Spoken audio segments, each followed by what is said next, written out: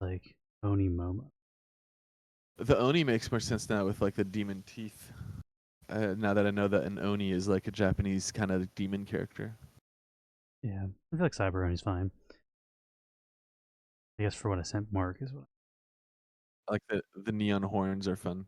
Neon horns and neon veins are like my favorite part of this. Those are like the things I accented the most in our version of it too. Move this until it's not centered now. Boom. Yeah, Oh, triangle. I had to. Oh, nice. Yeah, using the horns to center, the center of her head. But yeah, I had done a couple other like effects like on the teeth and stuff, but it was like too busy and it looked weird. So I was like, nah, that doesn't work. It looked like strange. What does the description My say for favorite this thing. one? It says a fusion of traditional Japanese Oni and futuristic cybernetics. Cyber Oni guards the digital realm with. Ugh, it's so small and far away from me. Guards the digital realm with electrifying presence. This piece highlights the blend of ancient myth and modern technology, reflecting the vibrant world of Neon Space. Okay, Dope. so I feel like Cyber Oni is the name. I'm just trying to figure out like is that the proper name for it. Sounds like it based on the description. 100%. So far, there's none of these out there. Ultra, uber rare, unattainable. Also, Blackfang made all these templates through like the Nifty Blocks programming language, like they were using Oh, CLI. hell What yeah. thing we're trying to do for our profile picture, so they said they could maybe. Yeah, that might. He might be able to help us do what we're trying to do then. They said templates are created on the mainnet just using Nifty Block CLI. He told me he's like, I didn't know how to start it, so he asked ChatGPT, how do you install this file? And ChatGPT gave him like step by step instructions on how to install it. I was like, works for you. I feel like I could probably do the same thing. Yeah, that's great. That's ChatGPT is great for that kind of shit. But I guess for people wondering what we're talking about, this is a collaboration piece between the Lewd Momoko collection and Neon Space that might come out this Friday, but maybe a little bit later, depending on if we delay our flavor text. But his stuff's all ready to go. It's already all the templates are created, so Yeah, his we might can come out go before ours through if we some end of up them. delaying ours a little bit. This is the one I have up is like the most common one. Yeah, there's And 999 then of those. and then this is the thing. No, wait, this isn't it. This is the next most common one. This is definitely cooler because it has And like the city and the Japanese Neon Space yeah, logo. the Japanese neon space. You see this one, Paul? And this one has 69. And then I think this is the next one. A little smoke, a little focus change, oh, a little distortion. Yeah, this one's pretty fun too. Animated. So last one was 69 minutes. This one is 150. Okay, so this one is actually more than the last one we looked at. For the common ones, And 517 are getting airdropped to holders of Ludi, so I think that's just all holders of Ludis. Or maybe that's probably just the PFP. I don't know how many unique wallets hold just the PFP, but 517 are going to Ludis. I believe 150 are getting airdropped to our collection. And then we have 100 to give away in our giveaway wallet. this one, I think this one's pretty cool. Everything goes like pink and black and white. That's fun. That's like the little distortion. Random King's This one asking, is is this 44. Blastfangs? This is Blackfang's collection, and this is a collaboration with Neon Space, so we'll have some of the common of this variant to give away on stream. Possibly on Friday, Yeah. possibly next week. But Which this is the common. there's going to be a bounty block giveaway as well.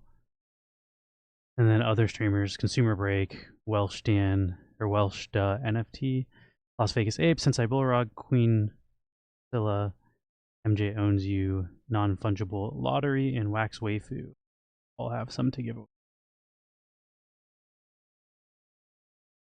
This one's pretty cool too. I'm not sure how the higher rarity ones are being given away, to be honest. This is the highest rarity one, and this one has 22. They may be blends, because I know sometimes he does blends with like Yeah, the Momo coins and then more like common stuff into the gets common blended, I think. artworks.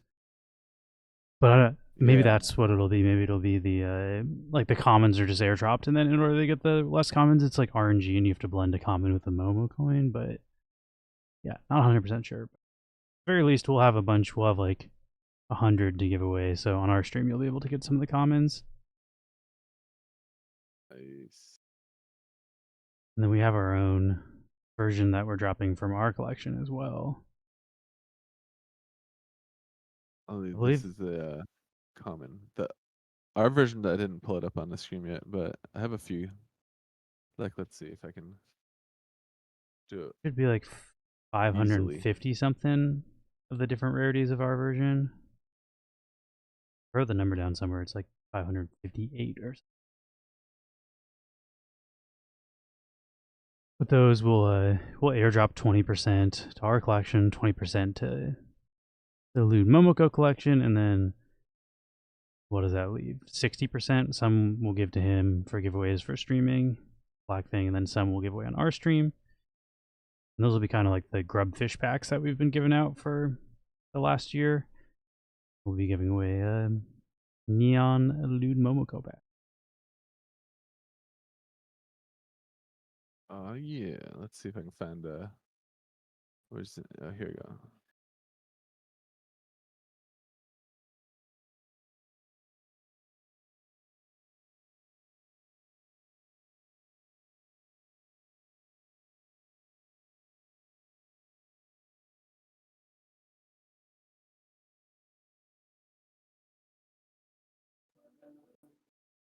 we go. Ooh, with song. Let's see. Should I share this one? Yeah, why not? See if I can. I don't know. I can do. Your desktop audio is comparing that. Yeah, probably not, huh? Send me the link. I mean, I can just open it. I can. I mean, I'll be streaming. Actually, just send me the drive link, so I don't have to scroll through all that chat. I'll probably eat slowly while I'm fucking doing this. Sure is. I guess so. Oops, I need more. Thanks. I also got a Criticraft going for anybody in the chat who wants to join. No, it's about an hour later. We usually eat at 2. Can you send me that drive link, Max? Yes. On just Discord? Yes. Let's see. Here you are. Cool. And then I should be able to open that here. Yeah, I feel like that'll go faster. I think it's not going to work with the audio if I share it from here. You should the naked one, I think, is really cool, but it's always just the latest version of. Class modified. Yeah.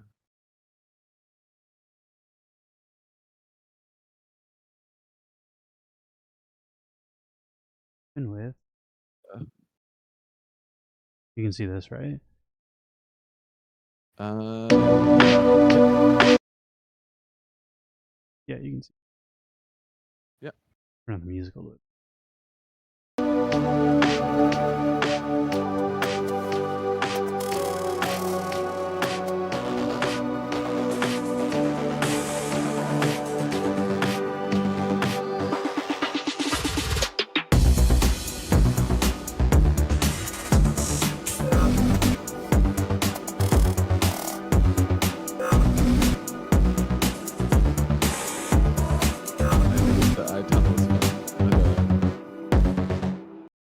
Pulsing light through the veins I really like.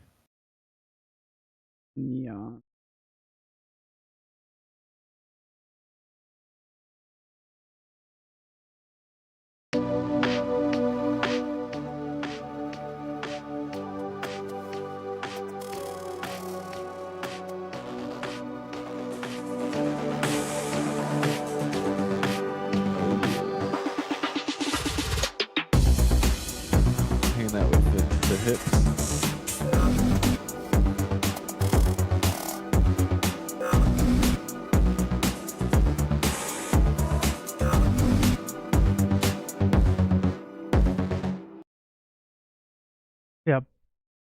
That should hopefully be coming out this weekend, this Friday, but we forgot that we do flavor text, so we had to hit up Mark, and Mark is a busy man, so we'll see if Mark can do it by this Friday, but if not, we might delay it slightly more, but I feel like it probably shouldn't take him too long, but also I don't know what his schedule's like, so we'll see.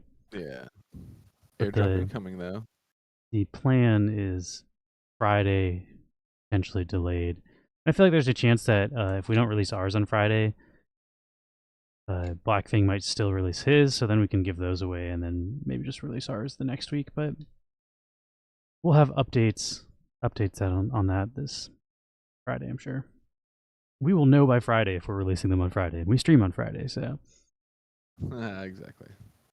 Okay, I'm going to flip back over to Max's screen, but I do have Grubfish.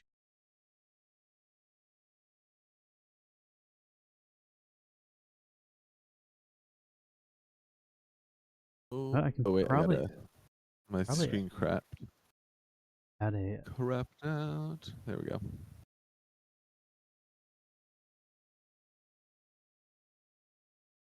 This.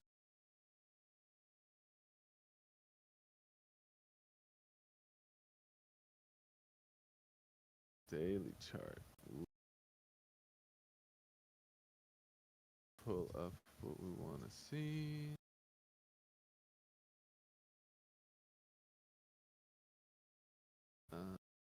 One more second. I gotta find these pictures.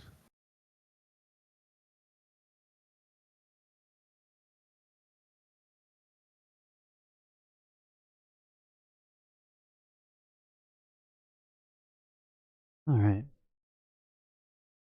Let's see.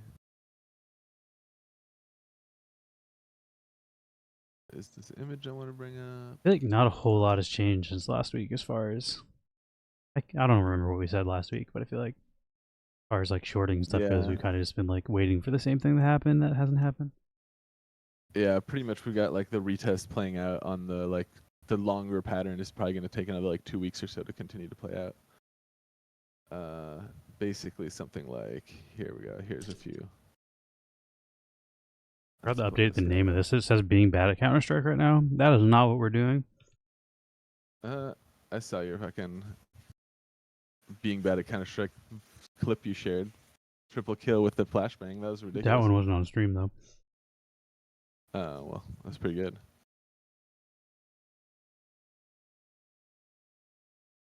I've been grinding a lot of Counter-Strike ranked.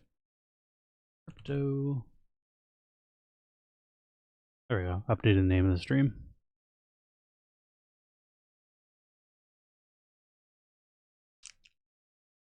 Here we go. Also, what's going on? Silent One, Drumar, Walter, Veerman. Hello. Hello. Welcome, welcome, welcome to last week tonight. All right. I'm looking at the Bitcoin chart on the daily, as we do. Let's take a look. So this past week we got a nice, we've been kind of expecting a continuation of the sell-off last week, and we did get that, except for this week's been more or less like volatile, bouncing around, establishing a level here before moving down is the thought. But either way, this week's been more or less flat, but there's been a few like major kind of like bearish news events happening this week that have helped kind of like motivate people to sell their crypto a little bit, like, or short sell their bitcoins, which has also resulted in like more aggressive volatility as the market is a little bit more prime for short squeezes when there's a lot more short sold crypto. But those events that I was talking about or referencing is the Mt. Gox creditors are being repaid. That started I think that started this past Monday, where the people who lost their bitcoins in the Mt. Gox collapse are getting paid back, and they're distributing 140,000 bitcoins to people, and Bitcoin Cash, by the way. So if you had been in crypto since I think 2013, early mid 2013, the Mt. Gox exchange basically lost access to its keys and lost all its users' funds in 2013. So like 11 years ago, or what is that now? Yeah, 11 years ago. And so what happened in that whole saga, like everybody like lost their access to their Bitcoin, and everyone was like basically shit out of luck until like 2 or 3 years later, when the founder was like, I guess they got in legal trouble, and somehow it turned out that like, oh, we still have access. We were able to recover access to these keys, and so then a like legal what is it called, like a shepherd kind of a custodian kind of like legal trust was established, and they had to held on to this 150 like thousand bitcoins that were recovered from this whole debacle, and it's been taken into like legislation and like been litigated to death now, and finally 11 years later the people who lost those funds are finally being paid back the bitcoin that they had at the time. And so in 2013, at the height of the market, if you had bought really the peak, you would be paying maybe $1,000 per Bitcoin. So anybody getting back those Bitcoin is getting back like a 50x, 57x, right now. At the time when it started, maybe like even a 60x. And so there's a lot of like speculation where like, oh well, anyone who's getting back those Bitcoin is going to sell, and there's definitely a percentage of people who will. But there's also obviously like these claims have been around for 11 years and therefore have already been like bought and sold 100 times over. And most people who were going to like panic sell immediately would have had the opportunity to have done that for years already.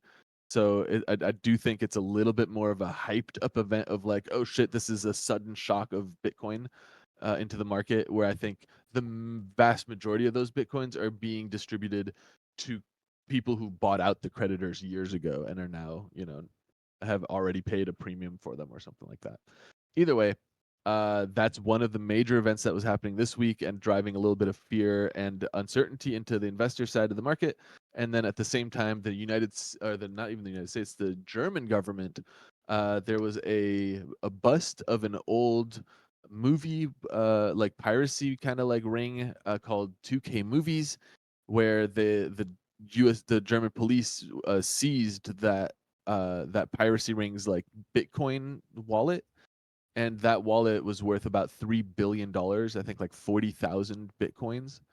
And the German government pretty promptly started selling those bitcoins, and has since sold, I think, since like about a week or so ago, has sold like 1.5 billion dollars worth of Bitcoin, and they were doing it in a way that is uncharacteristic of a major sell. Like people who sell billions of dollars in Bitcoin generally stick to what's called the OTC markets, which is stands for over the counter, where basically you approach your broker and you're like, hi, I want to sell, $1.5 billion worth of Bitcoin at an average price of, whatever the best price you can get me. And then the broker will find, buy a pool of buyers or a single buyer sometimes to put up the counterpart, and they'll broker the deal, including their own broker fee. And then that's like those Bitcoins will exchange hands without ever hitting like the open market. There won't be like an order on the order book for $1 billion in Bitcoin, and you won't necessarily see, that volume moving through like the like public facing side of these order books. And the German government did not go this route, which tripped out a lot of people in the space, and kind of like also added more uncertainty, more doubt and fear into the market this week, and primed us for more volatility. And that what the German government did was they made accounts on like Coinbase, Kraken, like Binance, all these major exchanges, and then they were sending like hundreds of millions of dollars in Bitcoin to each of the accounts and just selling them on the market, which the Bitcoin market is deep enough to absorb that type of sell pressure, but it's uncharacteristic, and uncharacteristic stuff scares investors who are basically following, patterns and Do trends. you think And to so try when to weird beat the shit like that arbitrage happens, bots, they had like 8 people on 8 computers? Like at the time, they're like on a radio. They're like, okay, 5, 4, 3, 2, 1, market sell, market sell, market sell. maybe, yeah, right.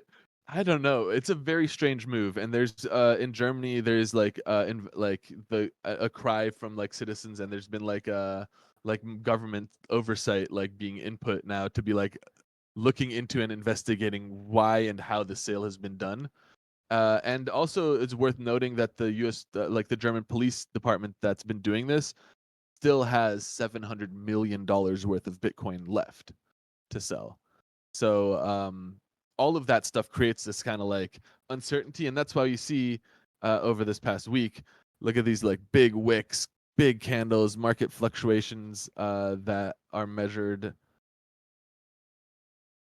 Like here we go, from that little wick to this wick, like a 10% swing within this week. This range here is 10%, and we are like wildly inside that range, up and down multiple times in the like, you know, in 2 or 3 days we've hit the top and bottom of that range like 2 or 3 times. And for a market the size of Bitcoin's like market, which is, you know, like $1 trillion market, that's pretty intense volatility. Like looking at generally, I was like looking at you want to get like a much flatter you know, sideways movement than this. You know, you'll get like big candles when the market's moving, but like when it's moving sideways, for the candles to be wide and long wicked like that, it's uncharacteristic a little bit. It shakes people out. It's really stressful. My shorts were blood red. I was telling It Max sucked. before I started streaming, the most surprising part about this whole thing to me is that people spent billions of dollars worth of Bitcoin to pirate movies. Like, have people in Germany never heard of the Pirate Bay or Kick-Ass Torrents? If you're gonna already be illegally They're downloading free. movies, which is what that was, like you're paying money to Yeah. illegally download something, like you're doing illegally downloading wrong. Like, not I financial think it advice, may be but like, yeah, it may be like a service where like you're paying for streaming access or something. I'm not 100% sure what 2K Movies was because I don't pay for pirated stuff. but but yeah, it's also, I was saying this earlier, but I think these types of events are buying opportunities more than they are like they shouldn't serve to like scare you out of your positions, in my opinion, because these are the type of events that you won't see. The frequency of this isn't going to increase as these markets mature.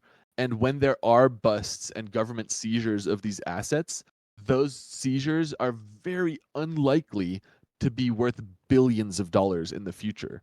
The reason that a piracy thing like this had billions of dollars is because they've been operating for years and years when Bitcoin wasn't worth much. same with And like as yeah, like as it Mount Gox, right? Because that matures, was like 11 years ago. yeah, Like it wasn't worth billions of exactly. dollars when people.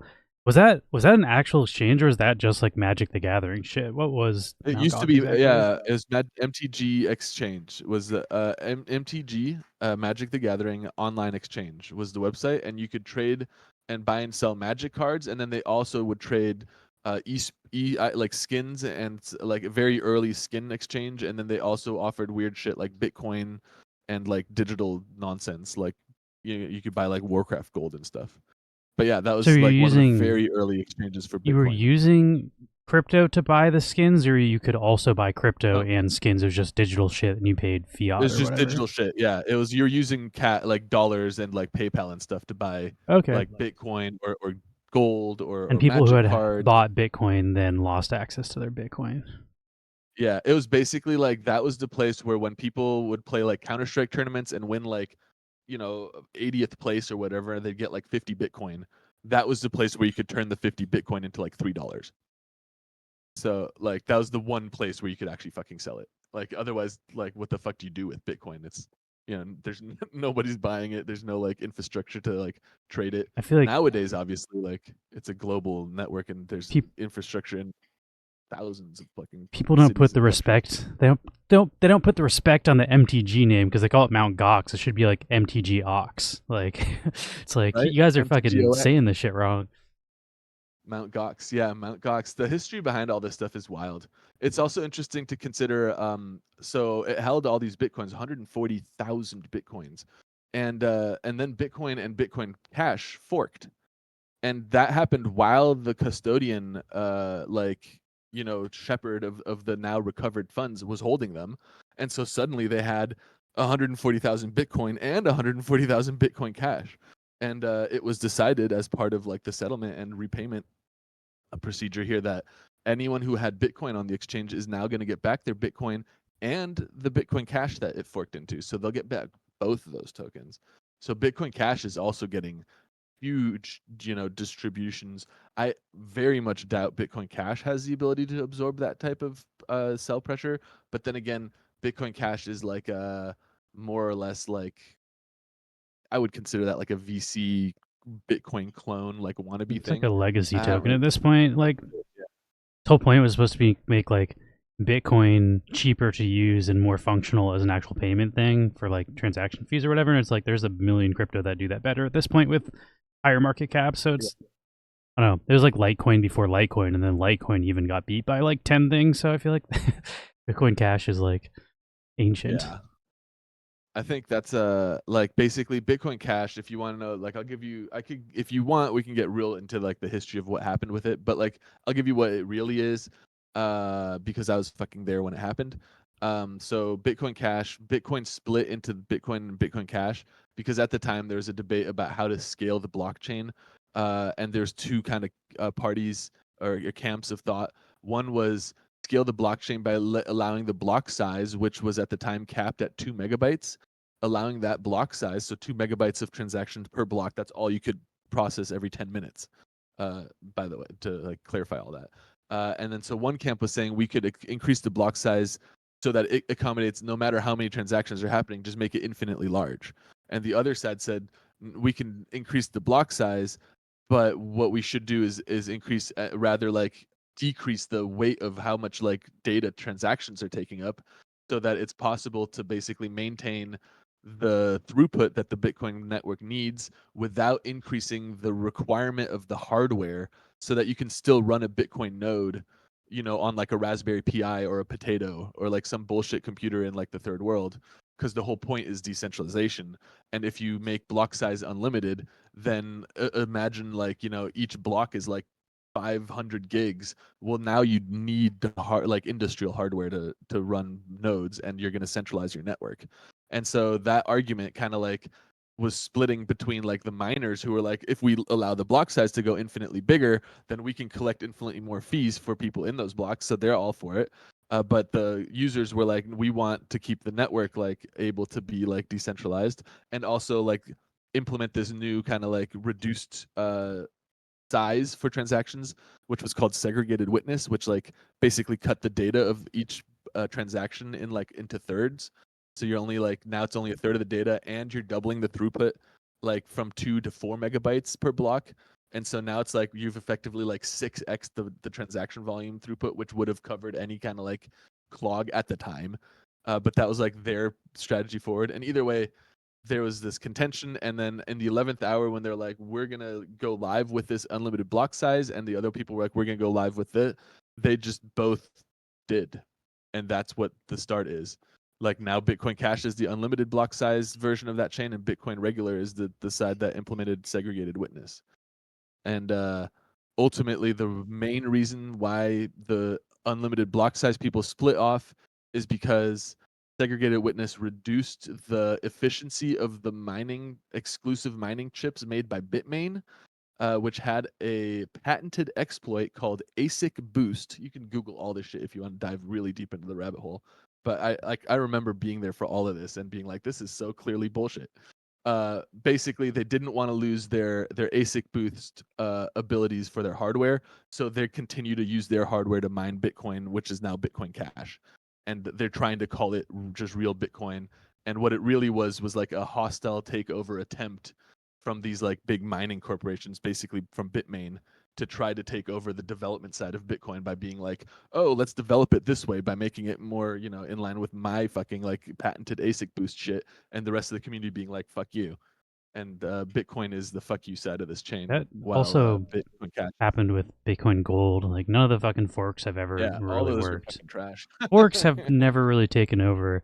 The only time a fork like actually works is if like there's some crazy exploit on the main one and they fork to like save the chain. Because didn't they do that for like what was that See? one? There's like a chain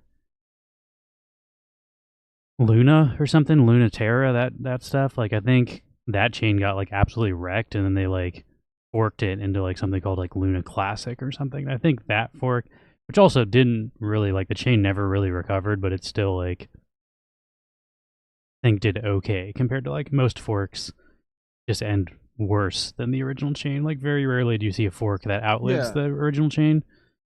Like Ethereum forked early in the days, where there was a basically a fuck up, and a huge amount of like treasury funds got like somehow like fucked up, and the whole of the community was like, this is fucked up.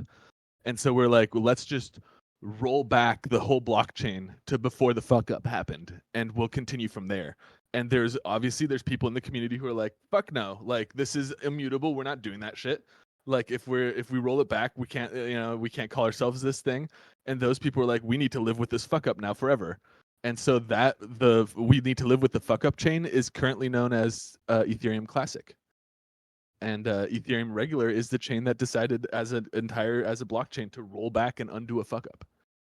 But I mean, if you weren't there, like these aren't things that you're gonna read about, or like this isn't, I don't know, there's not like a history of crypto that people are like teaching. So it's gonna be interesting to see how much of this kind of like stuff just goes down the like, because I know like nowadays a lot of people are talking about Bitcoin Cash. They don't even fucking know that like how it came. Like they like ask them about like the New York agreement, and no one even knows that that was a thing, where all the miners got together and basically said, okay, we're not going to do the Bitcoin Cash thing. And then literally in the 11th hour, they still did anyway. And it was like this whole, like, you literally didn't know if you were going to get an airdrop of these tokens or not. And then you did. And like, I remember on day one, I'd like forked my wallet. The second like the Bitcoin Cash fork happened, I took all of my Bitcoin and I sent it to a clean wallet on the Bitcoin network. And then I took the wallet that I sent it from and I recovered it into like these new Bitcoin Cash wallet app, because I don't even trust that nonsense with my like Bitcoin still attached. And I immediately sold all the Bitcoin Cash into Bitcoin. I think I ended up getting 0.4 Bitcoin per Bitcoin Cash. So Pretty fucking good if you would have held it great, all. fucking great. Yeah. I think I had 5 Bitcoin at the time. I ended up getting 2.5 more Bitcoin just from the Bitcoin Cash airdrop. So, I mean, I obviously didn't hold them like diamond's hands like I would have had I known how this all played out. But this was also, Bitcoin was like $2,000 at the time or something. It wasn't like that insane. And that's still a good amount of money. Yeah, it was good. It was great. And it was also like me and Sid were talking about this before the fork happened, and I explained to him what was going to happen if this happened, and he kind of like pitched to me this idea that I was like not at the time like financially comfortable enough to do that I totally would do today. But he's like, why don't we go to the bank and borrow like $100,000 or whatever amount we can, buy a bunch of Bitcoin, and then sell it after the fork, and then just also sell the Bitcoin Cash. So it's like you're only holding the Bitcoin for like a few hours. And it's like, wouldn't that work? And That's in basically what retrospect, people yeah, do that, for that would have like worked really, meme coin airdrops really in fucking well. Solana now. It's like, oh, that you buy a bunch Yeah. and you sell the amount you bought and the thing that gets airdropped. Like that's like Yeah. It would have airdrop worked. farming. Like it would have been like a 40% win, and we could have played it in like over the course of like a 2-week window. So it's like, and it was like a sure thing too. Like I understood how it was gonna work. I explained it to him, and he was like, "Oh, based on that, couldn't you do this?" And it was like, yes, but I just wasn't like as financially literate at the time, so I couldn't really pull through on it or follow through on it.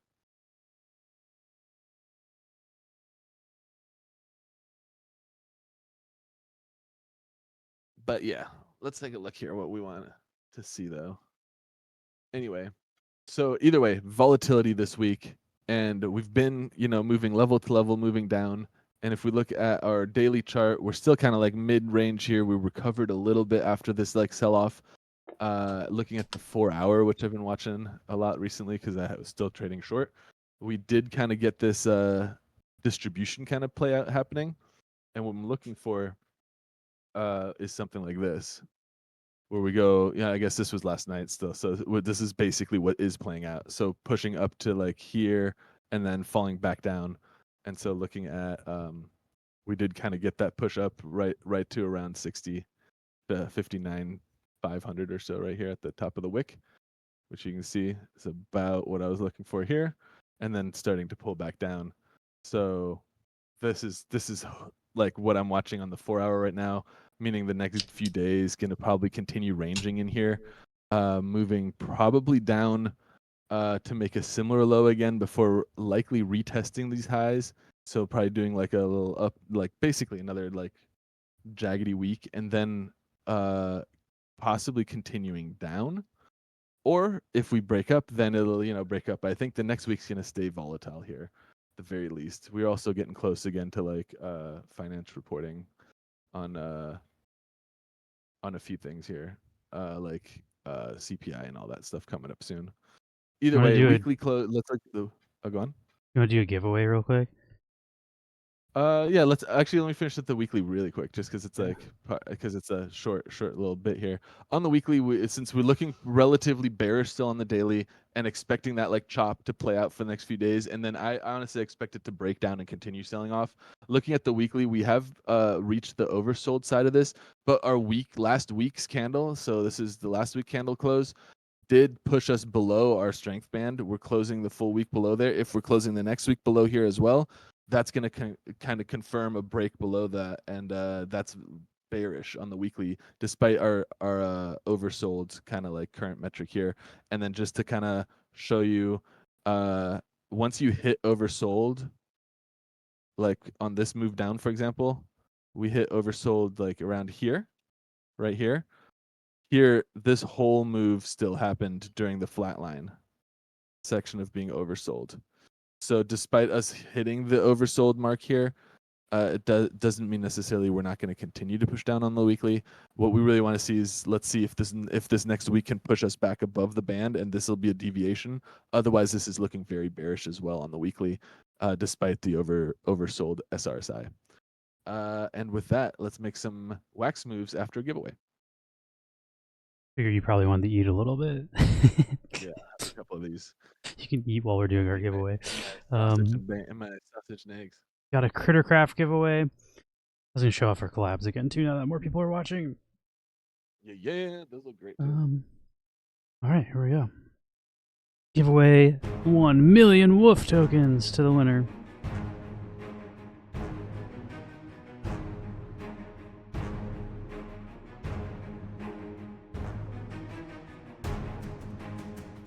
Earlier, Random King was saying, I thought Mount Gox was like some sort of mountain in the crypto industry.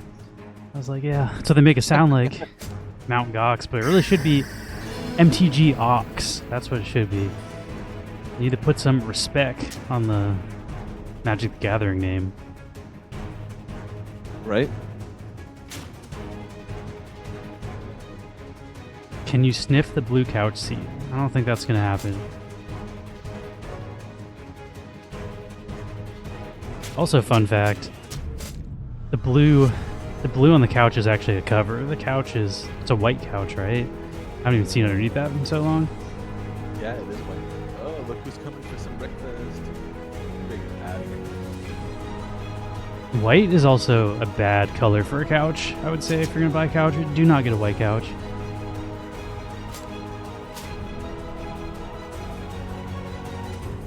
Definitely not. Although the covers are awesome. Look at this. I also have like a burgundy one and I think a purple one. Might have to change the color of these couches again for the next Wait, we have season. multiple couch covers? Yeah.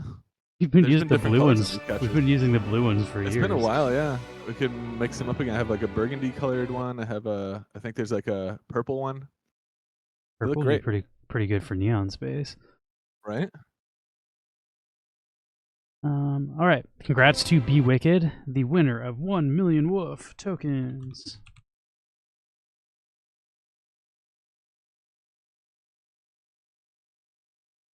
We're gonna have to start giving away NFTs again. We've been giving away Wolf for so long. I have a bunch of stuff to give away.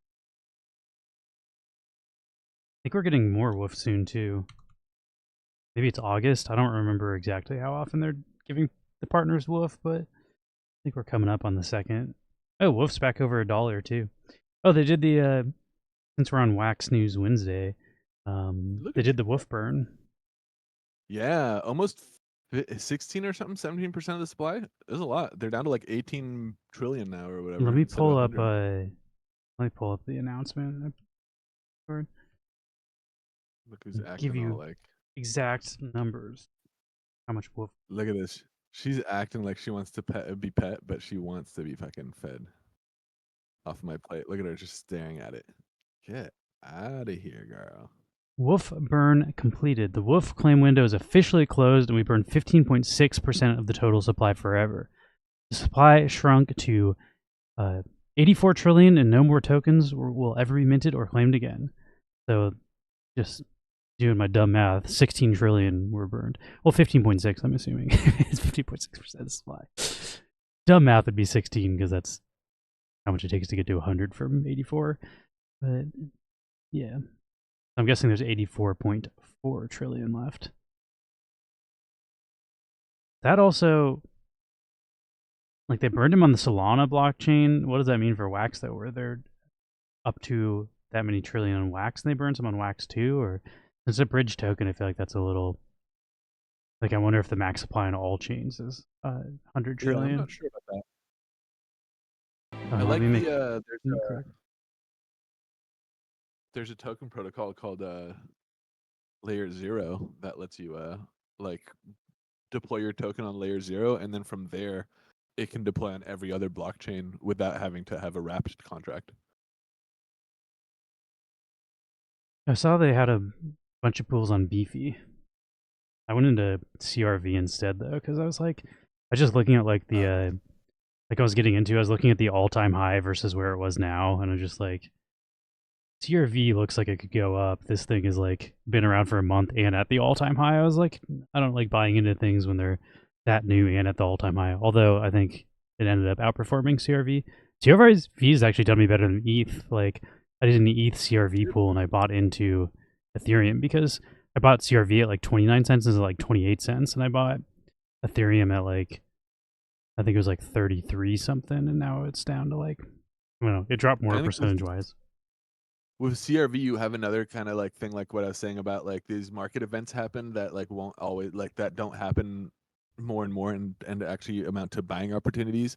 And the recent one here was like the founder of Curve got liquidated because like for $22 million worth of CRV.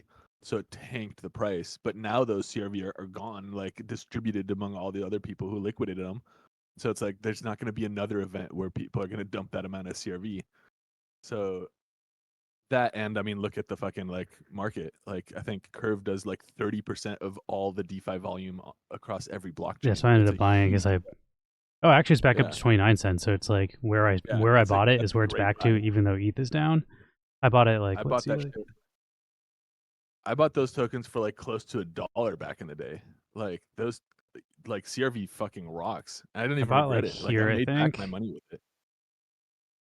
I make back my money with it too, because you can sell the bribes, like just like with AERO, you can like vote with CRV and you can sell the voting rights, and it pays out the nose. Like right now, it's like 40-50% APR for selling your votes. I just looked at the yearly and I was like, this shit was at like 80 cents a couple months ago. So like this was way down, and as much as I don't know as much as Max, but I just hear Max constantly talking about how much money is in Curve and like how Curve is a huge part of it. DeFi ecosystem. So I'm like, of the tokens that I'm going to buy into, because I was trying to do like crypto exposure. Because like, I know I'm going to have ETH on one side. What do I want on the other side? And like, there's a lot of kind of like flash in the pan, new hype things that are doing really well. But it's like Curve has been around for a long time. So like, Curve is, look at the, like, if you just go to the Curve, like I feel like they probably have done over $100 million in volume today alone. Like Curve is not a like, Curve is a household 24 hours is done.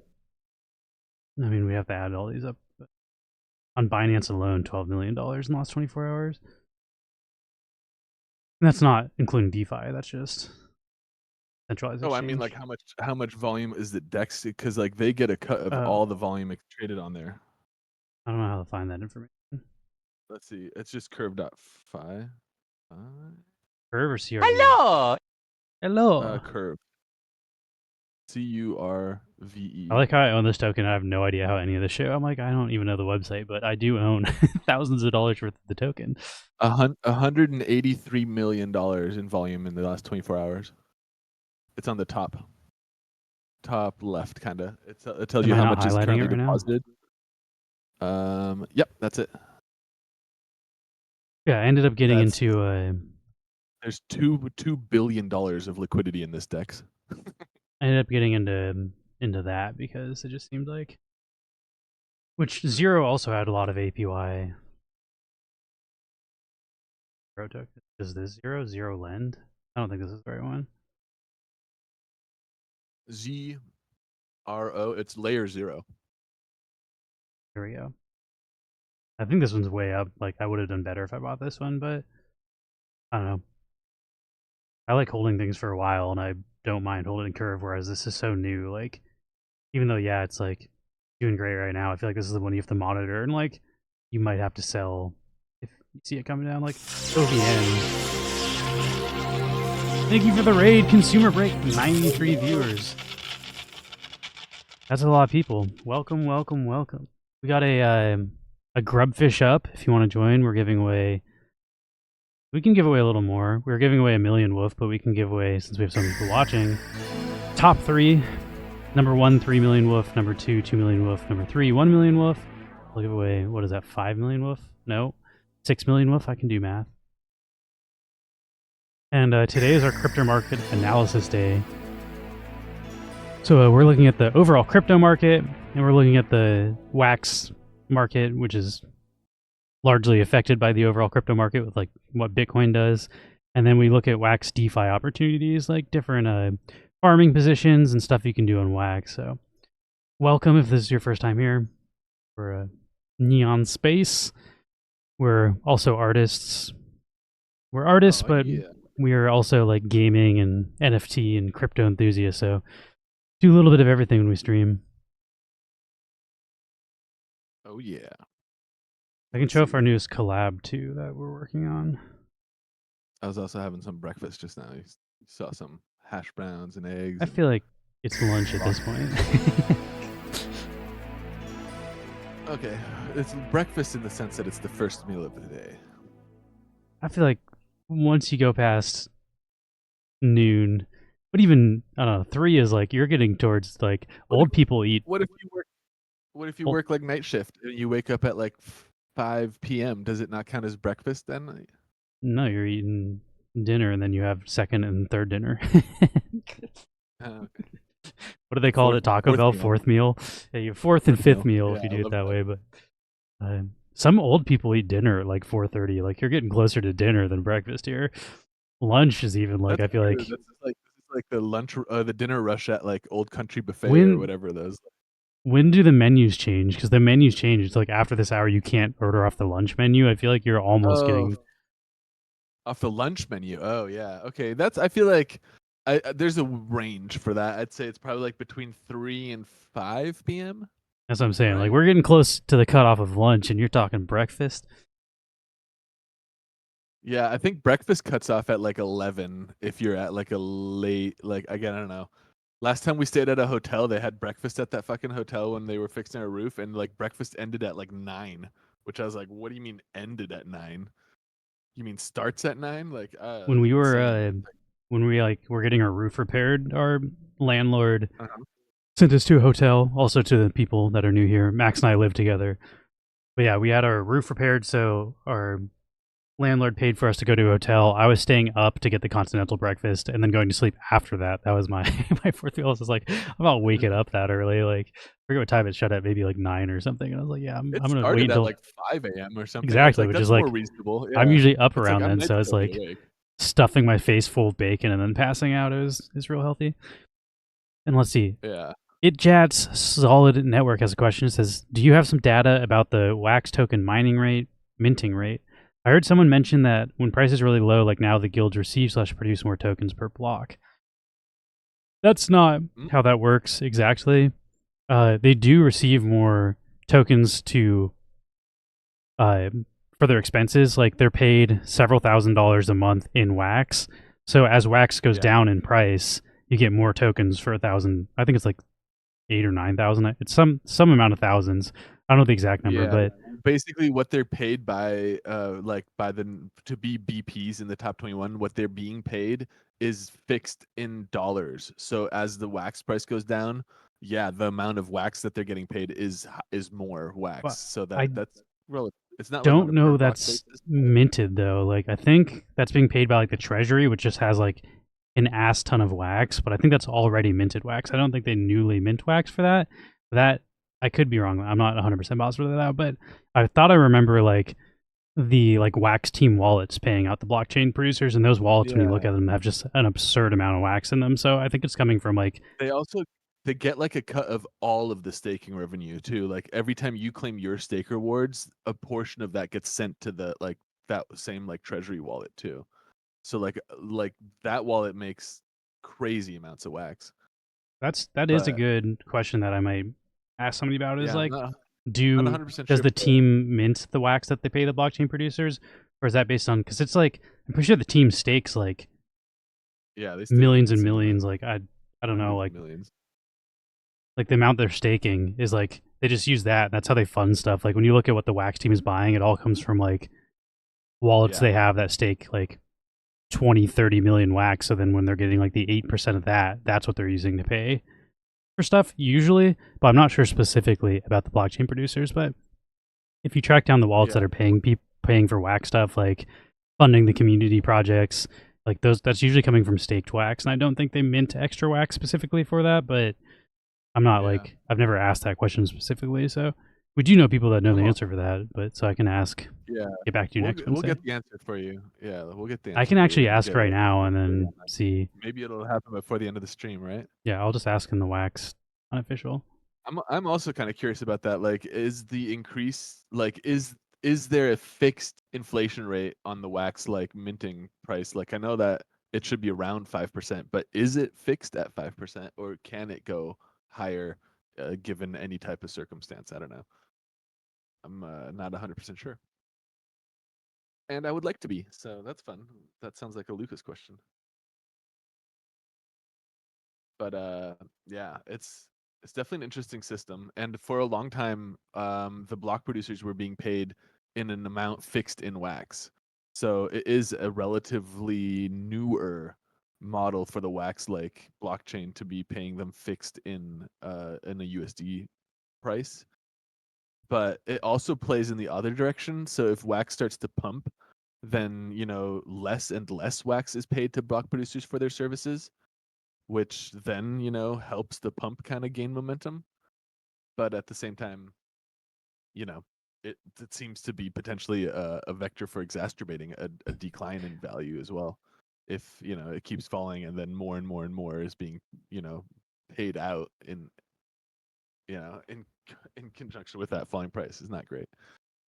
I like the chat I just almost- asked in. Like, there's literally a blockchain producer like talking to somebody in that chat as I typed it. I was like, somebody here is gonna know the answer to this.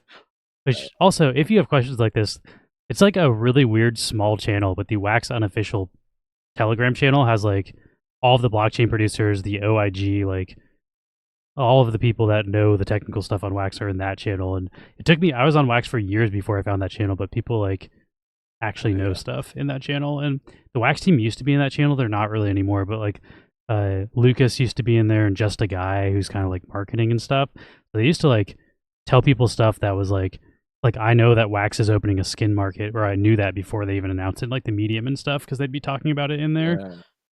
We still have a line to Lucas. Lucas actually said he'd come on our I'm stream excited about again. Lucas is the hell yeah. CTO of Wax, but he said that like he basically was like great. talk to me later to schedule the time, because I was like, do you want to come on in August? And that was like 2 months ago. He's like, I don't know my schedule in August yet, so like closer, but we should have Okay. one of these Wax Wednesdays. The CTO of Wax, who like he knows what's going on in Wax the most, he'll come on and tell us some updates. That'll be And the perfect day for those types of questions too, real time, figure out exactly what technical kind of like answers we want. That's great. Include Noel answered. He said, new Wax is created at a 5% per year, only offset by power up fees. And then US Michael, who runs US USA, says, I think some comes from inflation and some comes from their war chest. So that was basically what I thought. I was like, they have a huge chest, but I think their war chest is filled by inflation, which inflation is the new Wax minted, but that's going to them as a team's taking a ton, and then they put that into the war chest. I guess my main follow-up is inflation a fixed amount, or is there a cap to inflation, or is there a scenario That's what that Include Noel said, the first thing I said. New Wax is created at a rate of 5% a year. Okay, so it's that's capped there, 5%. And that's maximum, and then there's now power-up fees, and that burns Wax, so it could be less than 5% a year. There we go. Said Max is super quiet for me. I'm on maximum volume. Oh, what? Now he's louder. I think he's just too far from the mic. I'm sorry, was I? Yeah, oh my bad. Is that better? Maybe I was... Rock metal. Let me know. So my volume bar, when he talks into the mic directly, it's pretty much the same. Hello. As me. Testing, talking into the mic. He said that's closer to normal. Well, I can turn you up in a. Okay. can turn you up in Discord as well. You want me to turn myself up over here too, or no? I got it. I'll let you You're wizard at it. 105. Let's put you at 120. Let's get All crazy right. with it. Don't 125, blow 130. people's eardrums out. Okay, I got you at 140%. All right, I'm going to flip back to Max. We'll do another giveaway in a minute, but Max is our technical expert. So he's going to. We just talked about the overall crypto sentiment, which was like, looks bearish. There's some stuff in the news flying around, like Mount Gox had. How much Bitcoin was at Mount Gox? I think 140,000 bitcoins. That's So finally like being. distributed back to the creditors. Yes. So people who lost their bitcoins 11 years ago are having a good week. Yeah, so they're finally getting it back, but Max was also saying that a lot of it's priced in. Like people sold their claims, so they're like, when this is back, you can claim it, and they sold that. And those have been sold back and forth, so it's like it's not like the people getting all the claims haven't touched Bitcoin and are just getting it from 10 years. It's like, oh, they might have bought that claim like 6 months ago or a year ago when Bitcoin was a much higher price. And then also the German government confiscated like $2 billion worth of Bitcoin from some illegal streaming downloading movie service. 2K movies. And they're selling that as well. So there's been a bunch of stuff in the news that makes it look bearish. So we're thinking we're still in a distribution bearish sentiment. And based on that, we're just going to make some moves on Wax, I believe is where we are with this. Exactly. So we were looking at here's the I guess I'm zoomed in a little too close now. But here's like the 4 hour and the daily I think we can kind of like keep an eye on. But we were looking at the daily chart and kind of we were seeing how, big kind of candles with long wicks this past week, much more so than we've seen in recent memory. And that's basically the volatility I think is fueled a little bit by kind of these news events this week and by the uncertainty that comes with what is that, like $9 billion of liquid Bitcoin hitting a market that can absorb that amount, but also it's I guess people would see this as like, oh, it's a known sell event, and so you can also capitalize on that by positioning yourself short. Like, I'll sell my crypto before these guys get theirs, and then when they sell theirs, I'll buy mine back at cheaper. So you have a lot of that kind of mentality going on, and then obviously there's pressure on the other side of that, and so you get like a lot more short selling happening at the moment, a lot more short squeezes, and so volatility is the manifestation of that, which is why we're getting these long wicks and a little bit like more crazy kind of volatility. Looking at Ethereum, also look these fucking. I mean, this is insane. But like, yeah, mostly this past week, like getting this big and ranging around like this for like in a 10% range is uncharacteristic of sideways action compared to like previous sideways action that we see. Once the market does a sell off, generally the sideways action or the bottoming is not this volatile. So a very difficult time to be holding shorts or trading at all because it's really volatile. And like, I was very, very blood red on my short last night. It's come back almost to break even now, but oh man, it's difficult. So looking at that, let's take a look really quick at Wax too. So Wax P I have here in terms of, I think, USDC, and Wax is also Wax has seen better days.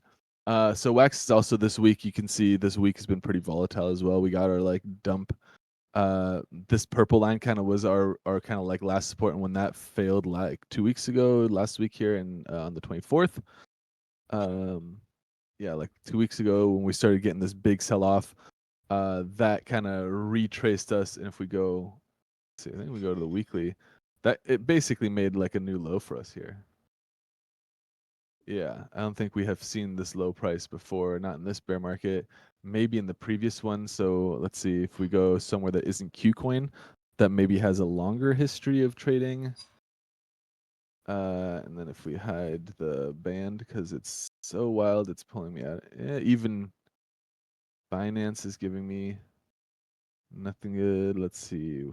BitByte might have a longer trajectory. What if you just go to like CoinMarketCap and have all of them? It might, but then I don't know if I can go like and give it a little lineup like this. Let's see. There's got to be like Uh, a Also, Wax place. iJat's Solid Network says it gives me the impression they're all running for BlackRock and a couple of other players. That every time less people have actual on-chain Bitcoin, and they'll impose rules about clean and dirty Bitcoin. Oh yeah. Yeah, I mean, there's definitely a lot of that too, because like it's becoming a lot easier to hold Bitcoin with institutional backing, basically. So like a lot of people who had held Bitcoin maybe in their own wallets and would like the more secure in a sense, the security of having a custodian. If you don't want to be your own bank, it is very stressful to hold your own keys and stuff. So yeah, there's definitely like now options, and not just options for your everyday money that's already in Bitcoin, but options for money that you maybe have in like an IRA account or in accounts that you wouldn't have previously been able to expose that money to Bitcoin. Those accounts now have avenues to buy into Bitcoin. Like again, like retirement funds, IRAs, stuff that generally, you can't touch that money. You can move it into different assets, but you're not allowed to withdraw it or buy whatever the fuck you want with it. Well, now you can buy an ETF that represents, spot Bitcoin. Basically the next best thing. And So yeah, there's a also, lot of like, I don't know if BlackRock gets exploited and gets hacked and lose some of their Bitcoin, they have the money to like replace yeah, they all their cover customers' your funds.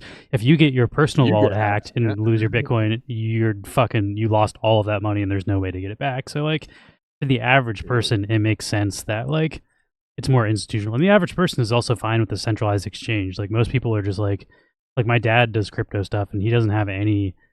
He has like the Wax wallet is the closest thing to a decentralized wallet he has. Like he doesn't really mess. Like all the stuff is just on Coinbase, and that's fine for him. And like the average person, it's lunatics like Max and ourselves that are like, you have to have a friggin' Yeah. if you don't have a ledger, not your keys, not your crypto. I got my shit on a hardware wallet. Like, but that's not like the average person. And also that's good for the people that do hold our stuff because like we want the average Joe to be buying crypto to make the stuff on our hardware wallets to go up in value. And if there aren't opportunities and lanes to do that, it's never going to get mainstream acceptance. Like same with like I don't know. I feel like your bank is the same way. Like you don't actually hold your money in the bank. The bank holds it Yeah. for you and says we will like you assume they're going to keep it safe. So like most systems of money are held by a centralized force and crypto is one of the few where it isn't, but I don't think the decentralized part of it is ever going to be like what everybody's doing. Definitely not. And that's also why when we go to this next section in our kind of like weekly investing kind of what do we do next is like participate in DeFi. And the reason why we're able to do like we started this with $10 back with 100 wax, and when I flip over to that wallet you'll see there's like 6 or 700 wax in it now. And the reason we're able to make returns greater than 100% APY pursuing these strategies is because most people won't ever do this shit. And so you get paid the incentive to do this stuff on chain. Like there's no reason for like average everyday people to like supply liquidity to a decentralized exchange, but maybe those people are under the hood of what they're doing with their everyday money.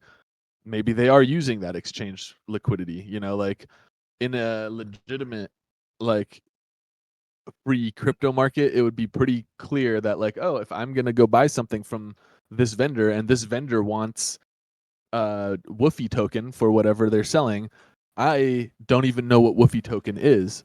But as a DeFi user, I have ETH, and like I'll send ETH, they'll receive Woofy, and like I won't have to know what happened. It'll just be like this cost this amount of units of whatever the fuck you have, and that's ultimately what crypto will become. Like it doesn't actually matter what token you're using. The end user will get what they want, and you can spend what you want to spend because the infrastructure exists to make it relatively seamless to move between all of this shit. Anyway, Wax, I just drew this purple line here. This is I found the chart that goes back to the year 2020. What exchange is that? This is oh wait, what exchange is it? HTX. They listed Wax in July 2020 at about 5 cents, and it promptly fell all the way down. Let's see if we can Make sure our line actually makes it to the bottom of this wick because I want to make sure A little lower. we see the bottom. There we go. Okay, it promptly fell all the way to 3 cents flat. And then now let's reset this chart. Look at the current date. Here we go. And in this past week, we did get a wick that actually created a new low in terms of wax in dollars. So we can also, track these values in like wax in Bitcoin or wax in ETH and get another understanding of this. But we always watch it in dollars anyway. Either way, not ideal to see, it wicking down and kind of like making it a tap at the all-time low price. It went lower But than also, the all-time low. yeah, exactly. Like pushing the all-time low and then like falling below it here. Like it definitely wasn't closing the day below there. So it's hard to call this like, oh, we lost that this like support.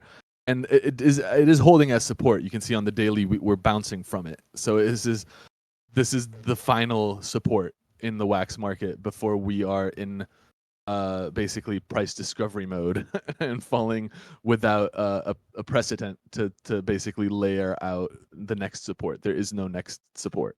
So we'll have to see what it becomes if our support fails here. However, it's hard to say what that's going to be looking like. So looking at the Bitcoin market and its volatility and expecting it to continue to sell off would also help push us below this price. So we'll have to see if that's what we're going to get. But for now, this is a very long-standing, like since the history of wax support line, and so I feel like we're definitely going to bounce at least one more time, hopefully, from here. I don't think we're just going to come back down and immediately lose that support, but it is. Oh, don't move it. It is possible that we, eventually will lose this, but definitely this is a support level that is going to be pretty important. So 3 cents. Anything if we start closing like full days below 3 cents, I mean at that point I would start just average buying if you're still like believing in the wax like and enjoying the wax community stuff. At that point you're buying in at the cheapest it's ever fucking been, and there isn't really a precedent for like, oh, this is the next level and whatever. So at that point it's like I'll probably just continue to put positions that kind of try to get me more wax. And let's show that off. So last week we've been using our wallet here to participate in a few liquidity pools over on Alcor. So I'm going to Alcor. I've signed in with the wallet. This is the wallet DeFi1.ftw. This is the same wallet that we use every Wax Wednesday. It's always we made it on stream. We funded it on stream, and then we only make transactions with it live on air once a week on Wednesdays like this. So it's something you could follow along if you want to. It's not something that I'm like managing when I'm not on air or I'm paying attention to after we've like signed off. I've made these moves last week when we were on air, and now we're going to take a look at how they went, and we're going to make some new positions. So I'm going over to Alcor. I'm going to go to the Earn tab and click on pools and take a look at the 2 pools that we're currently in and see how those have gone. So you can see we have our Wax Booty wax pool still, and 66 on the wax side. And because our range is 0 to infinity, we know that these two values are equivalent to each other. So this pool we could effectively just deduce, okay, 66 times 2, so 132. So this is 132 wax in this pool, and then this one here is now 289, times 2. So what is that? 540 something? 500, yeah, something like that.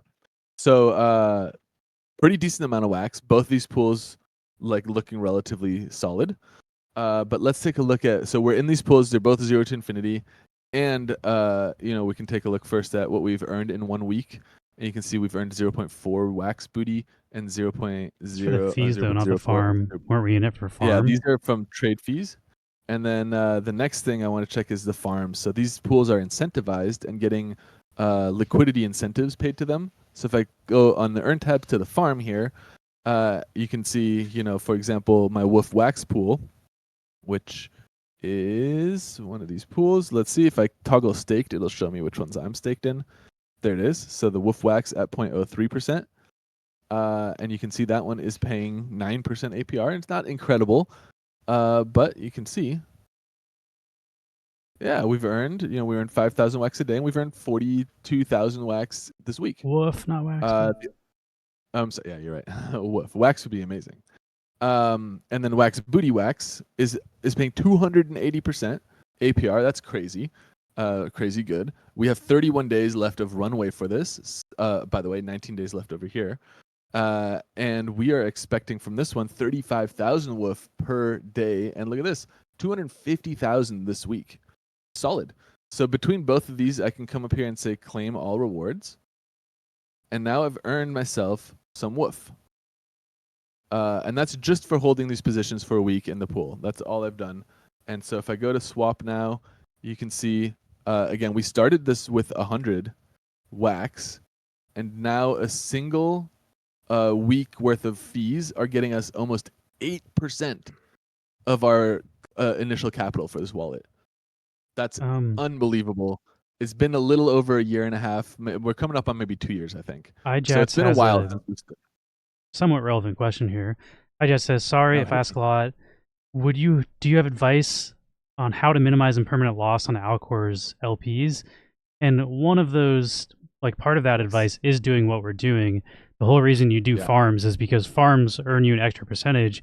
We assume we're going to have impermanent loss on the Wax Wolf and the Wax Booty pool, but to offset that impermanent loss, you can sell the rewards from your farm, and that helps minimize the impermanent loss. But also choosing the tokens, you're trying to choose tokens that aren't going to just like go down by like 300% in a week or whatever. So like, I guess Max can speak more on that, but choosing the right pairs is important. And then also the whole point of these farm rewards in general is to help reduce impermanent loss or offset it. I'm setting.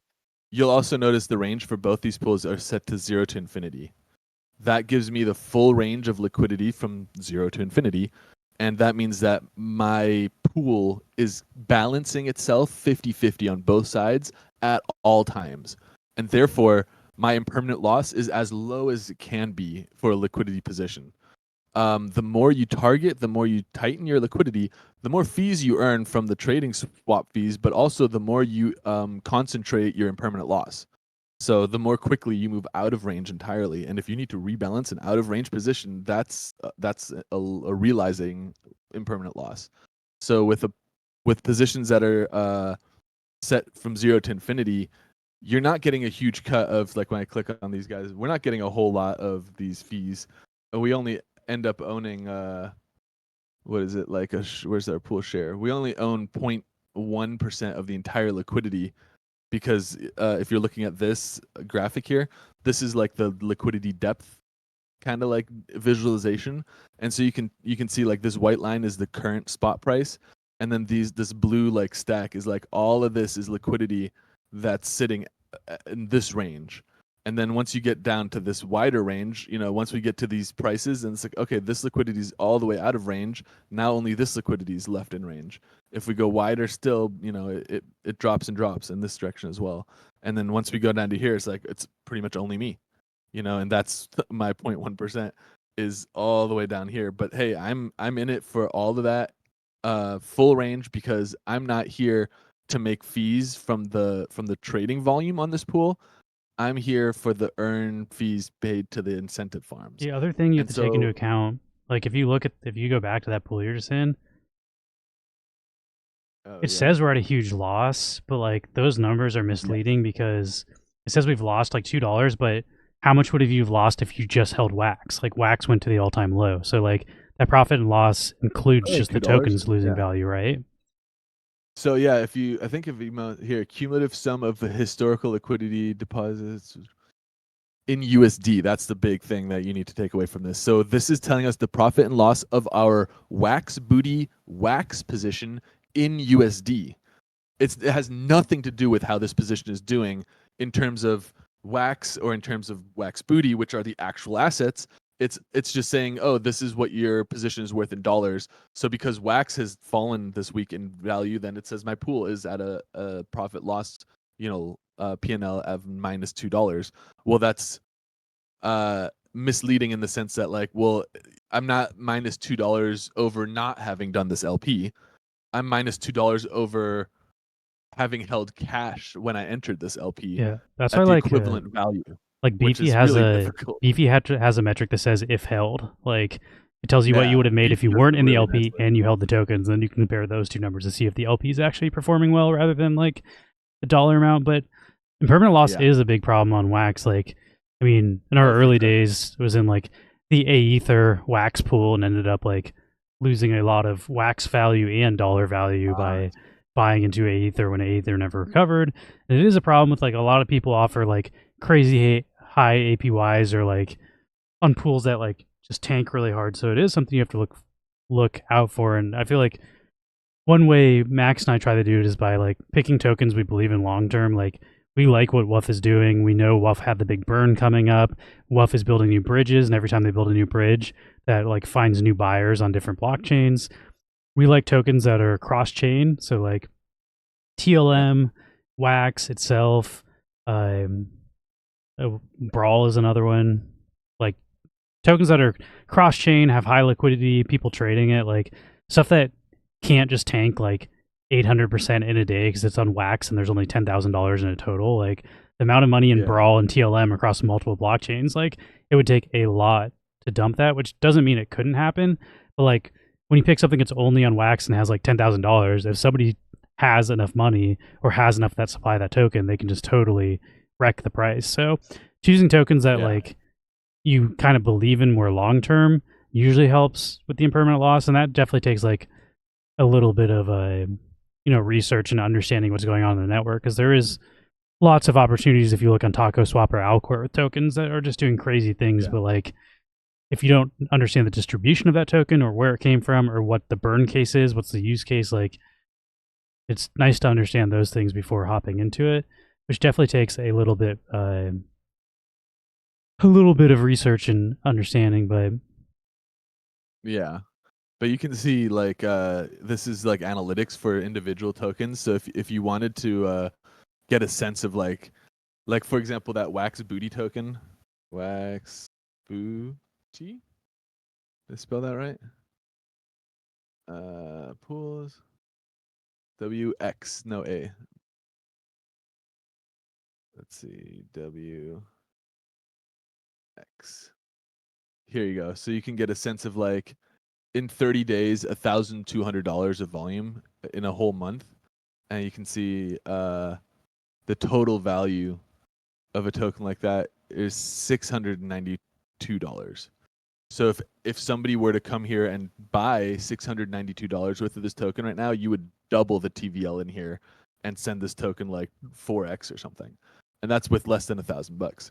So that also goes for if you're gonna buy like $100 or something worth of a token like this, and then expect to be able to do that without affecting the price. Like, well, $100 is 1/7 of the total liquidity, which is you're gonna affect the price impact on that. Also, when you sell it, it's gonna like move the market like crazy. Wax on Edge is a really cool tool. If you come up to the top here on the analytics, you can find all this stuff. Also, when you use their swap, you get airdropped Woofy for swapping your tokens here, and it's the same as it's better than using the swap on Alcor or Taco because it's using all of those platforms at the same time. We'll use that in a second, but let's see what we want to do. So we have in our wallet here, if we go to pools, we have. I'd also say Wax Booty is usually a little riskier than we like to do, but like one, we know the person who distributes the token. It's a streamer on Wax, and then like people in our community were like, oh, there's gonna be burns for this token coming up. Like people informed us of what was going on, so it felt safe to hold for a week.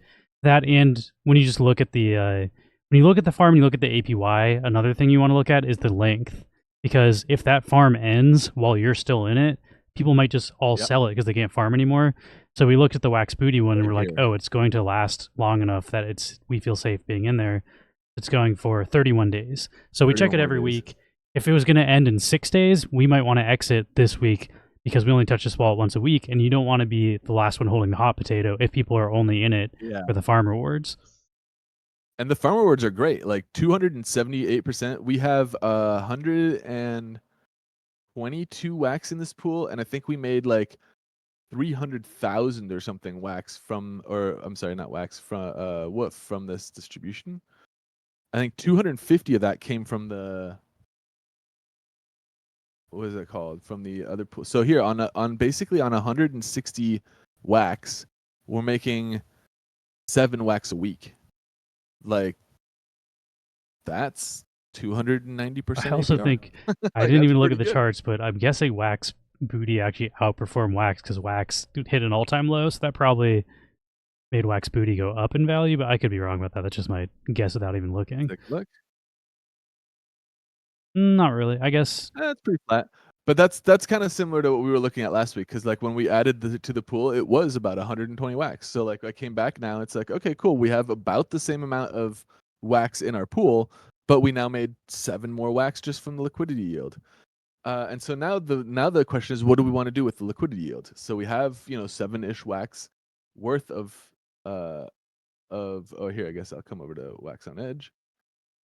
And here, this is why Wax on Edge is so cool. When I come, I can do, first of all, you can do like, I love the little like, I have the different, oh, well, maybe I should sign in. The thing I really like about Wax on Edge though is it will split up your trade route across whatever makes it the best deal. So different exchanges, different trading pool pairs. Like if you've ever traded, for example, on Taco Swap, you maybe have noticed that you're not able to trade, from one token to another token unless there is a direct pool. Well, this fixes that problem. So you can see here, if I was to make this trade of Woof into Wax, I'm going to get 8.6, and you can see, look at what it's doing. 80% of it is going through DeFi Box, and only 19.7 is going through Alcor. And if I didn't know about DeFi Box, or I don't know about Wax on Edge, all I do is use Alcor. If I did the exact same trade here, 8.6218, and I'm getting here 8.6237. Boom, I'm getting more. So using Wax on Edge is basically just a better kind of like experience for this kind of trading, because you end up not only getting a better deal for your trade, but also getting kickbacks. So every trade you make here, every day you get, the following day you get like an airdrop of Woofy tokens. Really, really cool. Shout out to Wapaka for building this. This is really a nice thing. Plus, I don't have to do the research to find, hey, where do I trade this weird obscure token that I don't even know what it is, like THC, for example. I mean, I don't not know what it is, but let's say I didn't, but I have some in my wallet. Like, well, I don't know where it trades. Well, here you go. THC into loot on Taco Swap, and then loot into Wax on DeFi Box. I would not have done that myself. So being able to like set this up on Wax on Edge and having it is do it that for me, from Faded that's really Monsunta, cool. a token? THC, it's got to be something. It says dot faded. Oh yeah, I think it is. Faded Monsunta. I think he said he wanted. That's not his name, right? That's the name of his project. I forget what the guy's Yeah, name I is think so. specifically, but he said he wanted to. On Friday, he was talking. He said he wants to come on our stream because he's like an indie creator and he built his own TCG. Like he's a streamer and he made collectibles and then like Sensei Oh Bullrog, that's yeah, his that name. sounds right. Yeah, he ended up making a bunch of collectibles and then being like, oh, like people seem to like games on Wax, so he like I don't know if he built it or found a dev, but he built his own trading card game based on his collectibles. And he wanted to show it off, and I told him I was like, I don't honestly play trading card games at all, but if Max is interested, like maybe you can come on and show Max how to play the game. Sure, that sounds But interesting. I'm not sure when we do that. Maybe Yeah. next week or something. They're playing now for Woofy tournament. That's pretty cool way to distribute Woof for his community. Oh, that is fun. But yeah, so I always use Wax on Edge to do the swapping, by the way. And then the other thing that I guess, if you're not aware, you know that on when you do a swap on any of these dexes, there is always a spot market that exists here too. Like for example, Woof and Wax, but you can place limit orders here. So like let's say you want to buy Woof, but not at the current price, maybe at a better lower price. Then you could come here and be like, okay, buy Woof, and then you can set the price yourself. Be like, I want to buy it at this price, and I want to buy 100 thousands. I just got a MetaMask cool, that will- scam email. My email said, your nice. MetaMask has been suspended. Please log in here to unsuspend your MetaMask. I'm like, that's not how that shit fucking works. You scammer. Eat me, dude.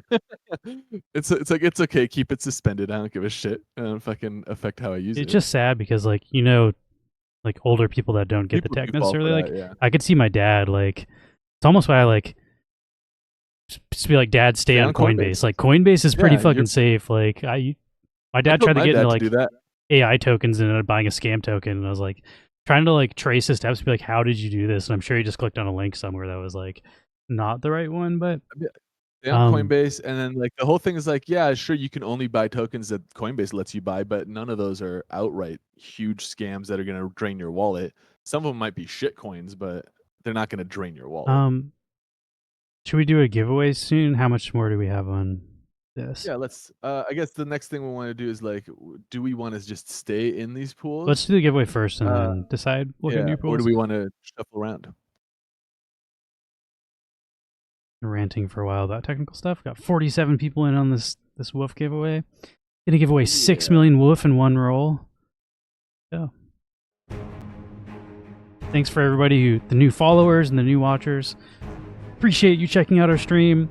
Today is our technical day. Tomorrow we watch funny videos like TikToks, Reddit, Instagram, Facebook videos.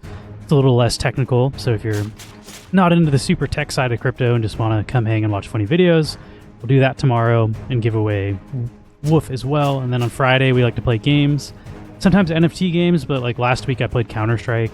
I also did fantasy football draft, so Friday is our more gaming day. So if you're into the gaming side of the blockchain, come check us out on Friday.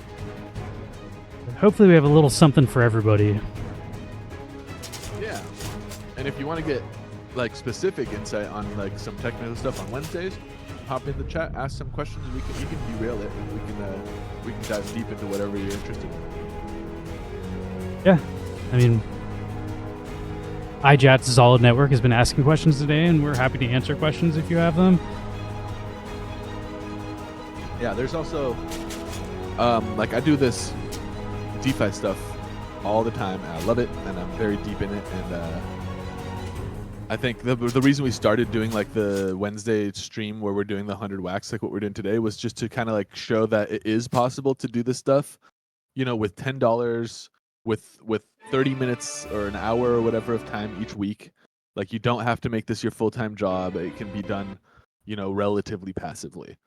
And I feel pretty successful in having shown that, in the sense that, you know, we've tripled or quadrupled the amount of wax we've probably more than that. We're like 6 or 7x our wax. Wax has also gone down significantly in value, but I think we're still above like the cash value. We did $10. And we're at like 25. I got a page. So we like Fissicella7, you did not give me a wallet. If you want to receive your winnings, you need to type your wallet in. But second place was Optic Red Room. Already sent you 2 million, and then Rexinator, you are getting 1 million. I need to figure out how to turn down the volume on Grubfish. It's like exploding compared to us talking. Let me turn down the Mozilla Firefox volume. Like I can't hear like almost anything you're saying when Grubfish is going. Oh, really? Because you guys are coming out of it like my PC volume is 1 volume. Mozilla, let's turn that down to like 60%. I'll just have to remember to turn it back up for Off the Rails. Sure, I'll forget. And then, did I already send? What was Rexy's wallet? Rexinator. I think we already sent to Rexy. Yeah. I'm just waiting on Fishella. Are you there? Are you there, Fissicella? It's like the Coachella for fish. Nice.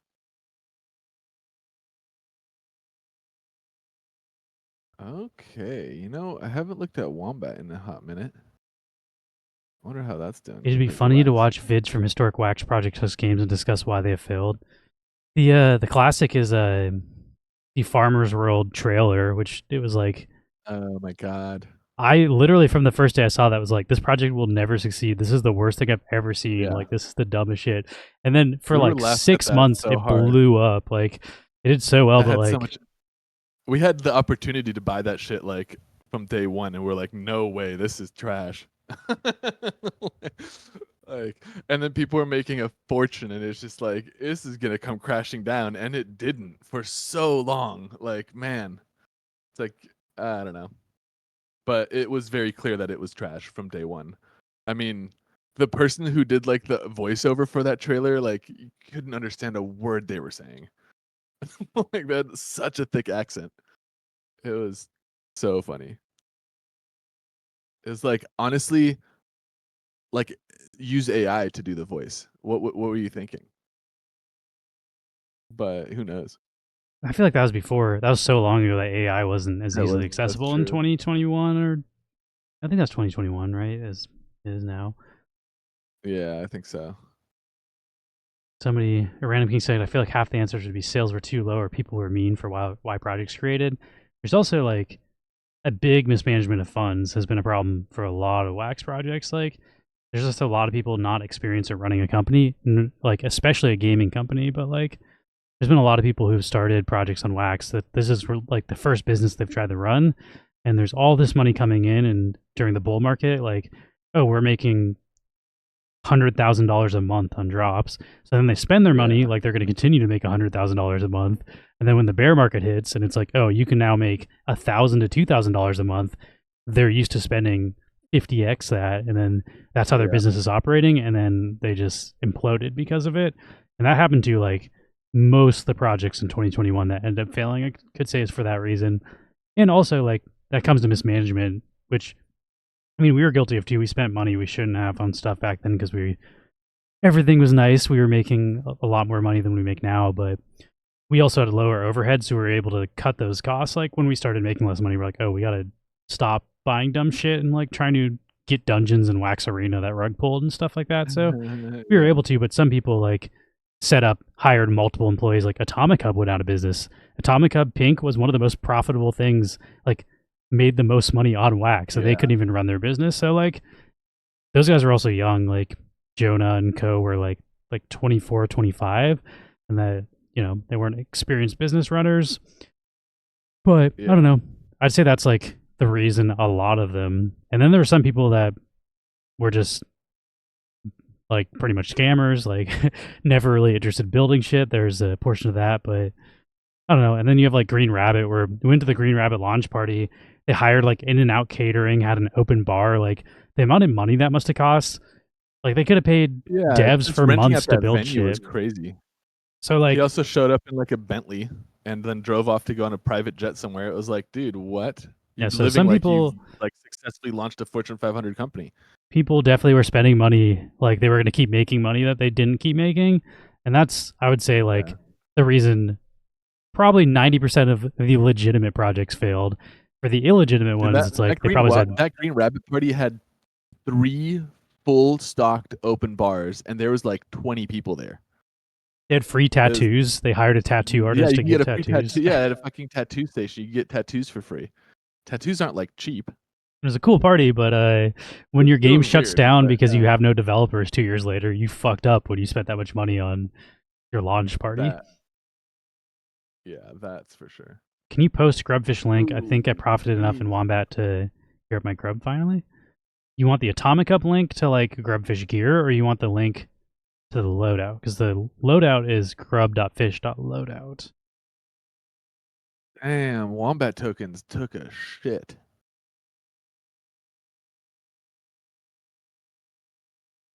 I almost want to buy back into these. All right, I'm gonna go back over to that was the Green Rabbit game that had the launch party, and since Yeah, that they've party. Oh, they shut down, the founder left. He's like, yeah, I'm out. And then now the community's trying to take it over. We know like the lead developer, and honestly, he's a good guy, but like it's like a bunch of projects like that, like Graffiti Kings. Graffiti King said he's building a game, didn't really build a good game, and then he just fucked off. And then now like Moonstar Vision, who's an indie artist, took over the collection, and it's like, I don't know, like a bunch of projects are just kind of left with the community holding the bag. And yeah. I hope the best for him, because like I don't want the communities to get fucked over, but like Yeah. that's a losing game. Like it's a tough position to be in if that's you're left with the bag, and then like all you have is a bunch of people Yeah, that want to sell if anything happens at this point because they're like, yeah, right. I don't even want to hold this shit. If you make anything that's usable, I'm just gonna dump my bags, which is what like, It's because a oh, lot of those people spent so much money on that stuff too. When the myself guy like, included. yeah, like it's hard to like come back from that. You're starting on like, oh, people are out thousands of dollars, and so if any value you build, they're gonna like take as exit liquidity because they're already down. It's not even like malicious; they're just trying to recover too. This is a link that It is sucks. posted to. Who's that link I posted for stream gear for Grubfish, which Rock Metal is asking for? The Oh, specifically baby. stream games category of the Grubfish Crittercraft collection. This is all the Yeah, you stuff. can see my.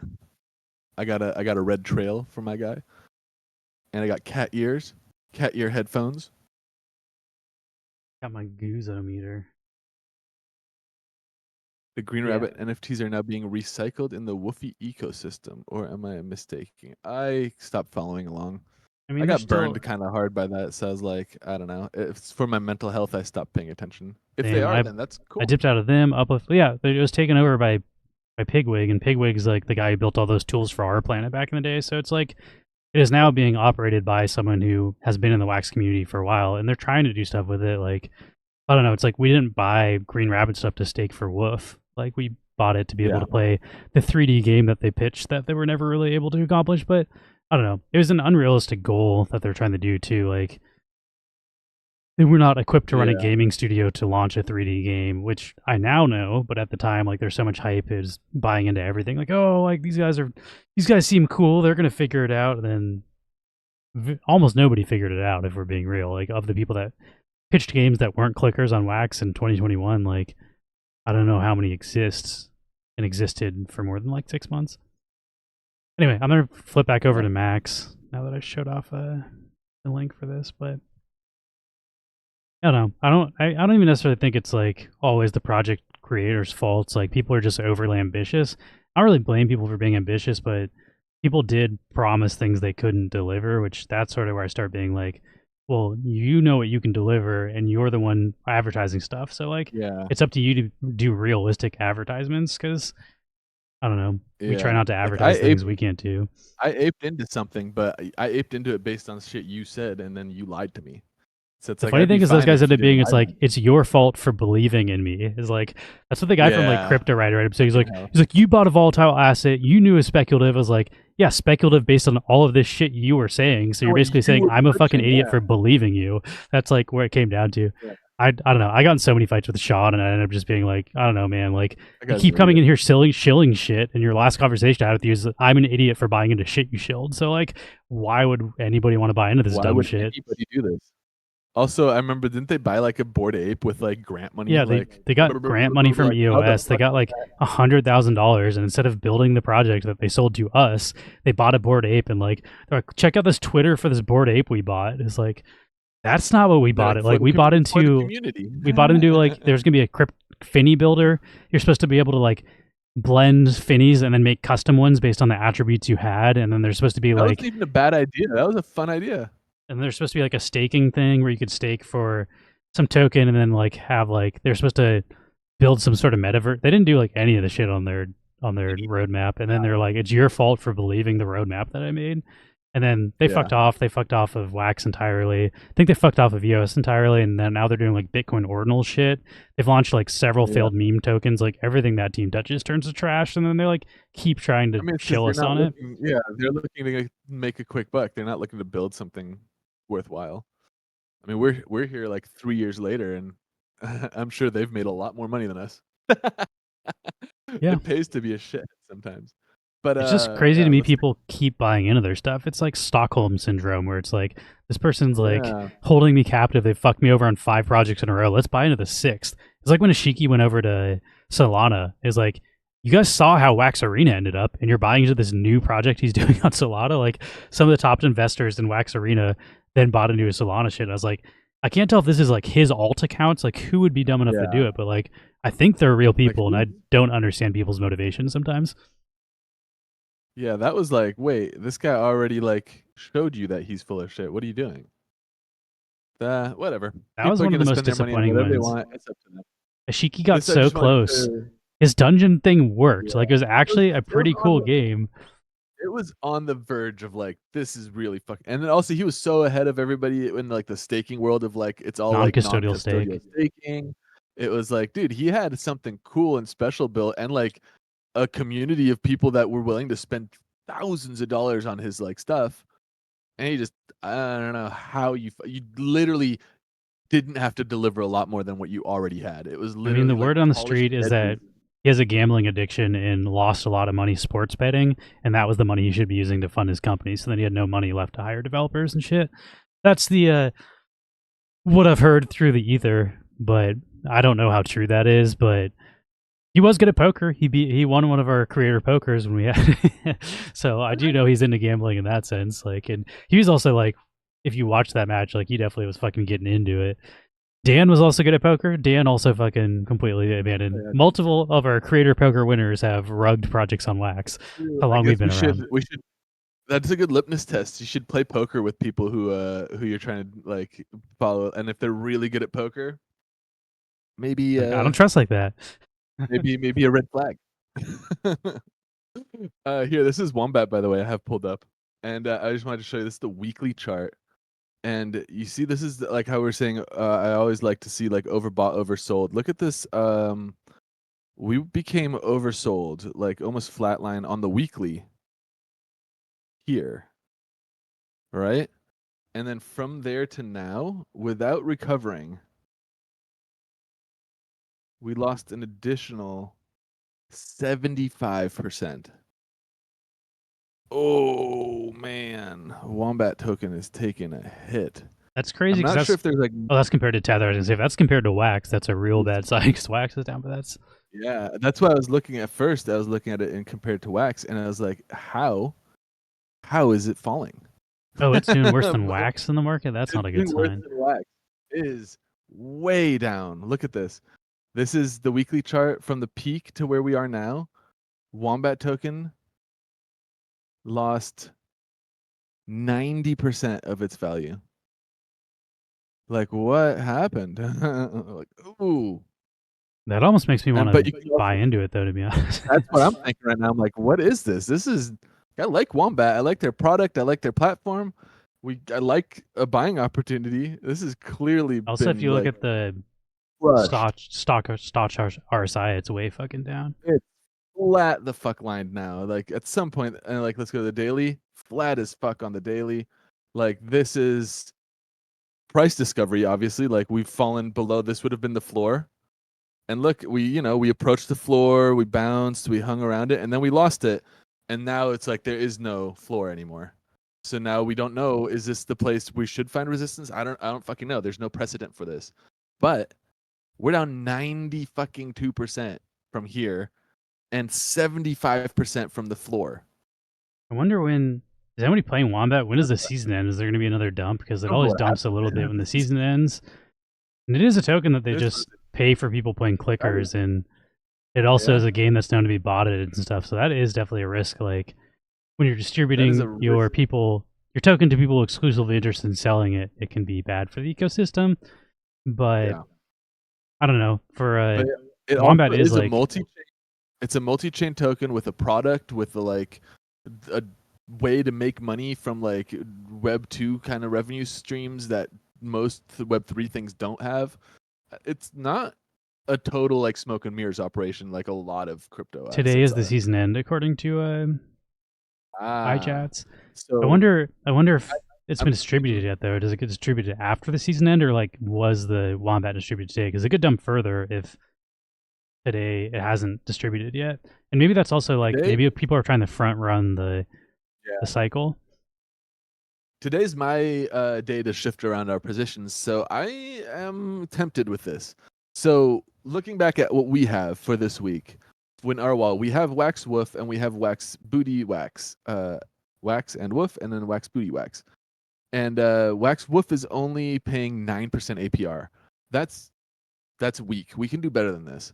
I will say and so the first thing amount I you did was gained by Woof not taking a shit and Wax doing though probably earned you more Wax than like being in that pool it did has been well. great because Woof is like over $1 right now, which means it's performing better than Ethereum. Like if you did like a Wolf ETH chart, I'm pretty sure Wolf is going up compared to Ether. So like Oh, it's not, oh, even though the APR is not great, like the stability of Wolf has been kind of insane. I kind of regret I sold some of my Wolf on the base chain and then entered OVN, and I'm pretty sure Wolf is outperforming OVN by like a metric shit ton.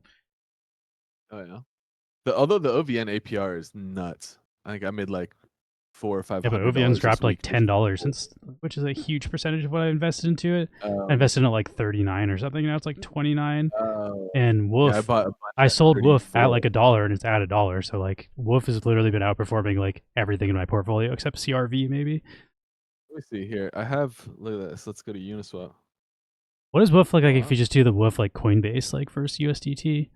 I'm pretty sure like it hasn't gone down with the Oh, rest of the market.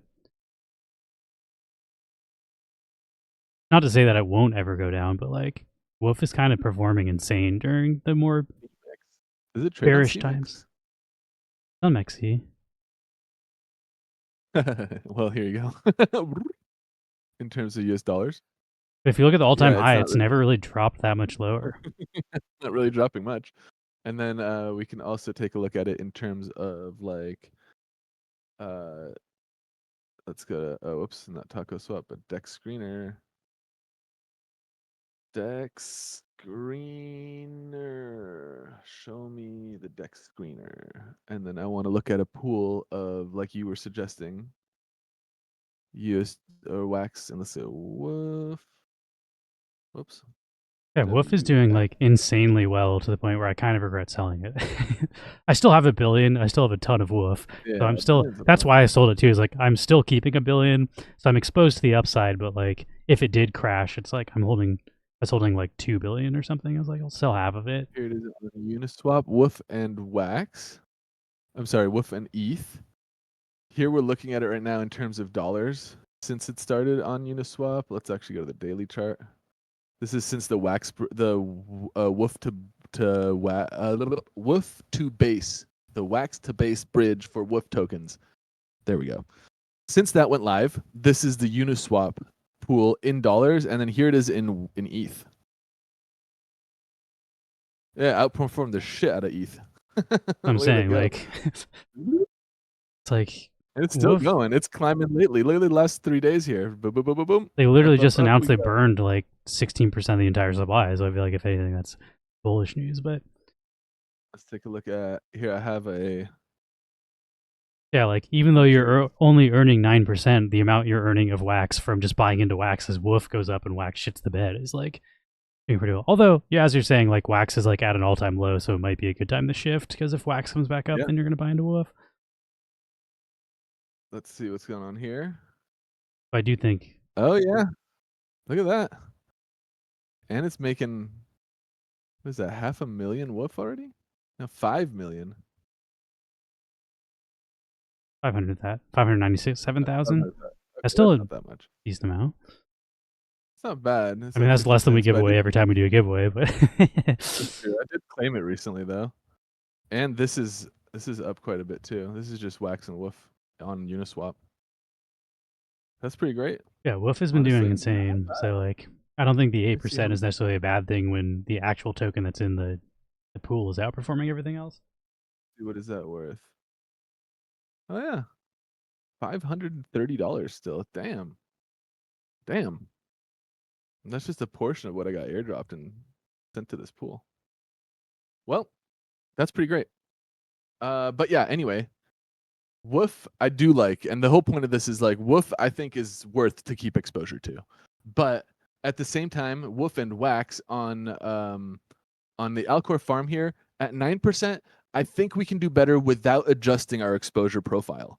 And so first thing I'm going to do is go over to Taco Swap, and under the meal tab over here, type in Woof and take a look. And right away I can see there's a Wax Woof pool with at least 14 days left of runway, paying 24%. This is more than doubling our APR. This is definitely, even if we just directly move to this pool, that's the move. And so first things first, I am going to unwind our liquidity from the Wax Wolf pool on Alcor entirely in order to move most of it into that pool. And then I think I will split a small bit of it off For if we go back to this pool, look at this. 140%, and it's Wombat and Woof. And these are both, I think, this is a high risk pool. But Wombat and Woof are both token. Like Wombat just took a massive shit. Woof, I expect to kind of like hold or continue to pump because that's, the main meme coin like action right now that we have here on Wax. And I think Woof is poised to continue to do relatively well, especially if they bridge over to Ton Chain, which is their next big kind of move, cross chain move, which I'm really excited for. It's a big deal. So I want exposure to Woof still. I want to grow my Woof Wax stash, so I definitely am going to drop over into this pool here and get my cut of these rewards. But I am going to split a little bit of it off into this Woof Wombat pool. Roll the dice, baby. So what I'm going to do is I'm going to let fate kind of decide here how much of it we're going to let go into that Woof Wombat pool by basically letting the remainder of our balance go for that. Let's see how that goes. So I'm going to say remove liquidity. This pulls out the liquidity. It claims the trading fees and it claims the farm fees all in one transaction. So you don't need to come back over to like the farm tab and hit claim a second time if you've withdrawn liquidity from the pools tab like that. So now that I've done that, I should, if I go back to like my wallet tab here, you'll see I now have, 10 million Woof. Let's go. This is all just from farming this wall and almost 300 Wax. Keep in mind we started with 100 Wax, so this is crazy good. I feel happy about this. Okay, so I think what I want to do here, just the Wax side too, because like if you're looking at in dollars, the goal was not to get more dollars. It's always been to get more Wax. But we started with $10, which was 100 Wax at the time, and we have that just in the half of this one position.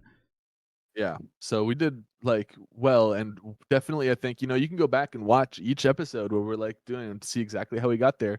It might be hard to find and track down, but it's possible, I think. I mean, it's all on our YouTube. It's not that hard to find. Yeah. Okay, so yeah, okay. I mean, it's possible to like track. If you are trying to backlog it, it's now called Wax Wednesday, but it used to be called Tech Tuesday. So you will at some point have to change the title. But yeah, so now I have these assets back in my wallet. I'm gonna go over here to Taco Swap. I'm gonna hit this details drop down and say, oh, I'm not logged in, so I'm gonna connect my wallet. I'm gonna connect to the same DeFi.ftw wallet that we've been using. There we go. Connected. Okay, now I'm going to come here and click this add plus button. I know that I have more Woof than Wax to cover, so if I click this, 10.1 million C, so now it has 300,000 left, which is about the rewards that I claimed this week. And I feel like is a little bit less than I want to put into this. So let's do like, because both these sides are basically equal in value. If I take one, like a 10 Wax, that'll be 20. So let's do like 60 Wax. So I'm going to drop this to a 50. So that'll be 30 Wax less, and it'll now take the equivalent in Woof. And now I'm going to say add liquidity, and now it's going to keep in my wallet about 60 Wax worth of Woof and Wax. The rest of it, I'm going to continue signing this transaction, and then hear a little chime, and now you can see when I hit details, hey-oh, I'm in the pool. I own 0.1% of the pool now.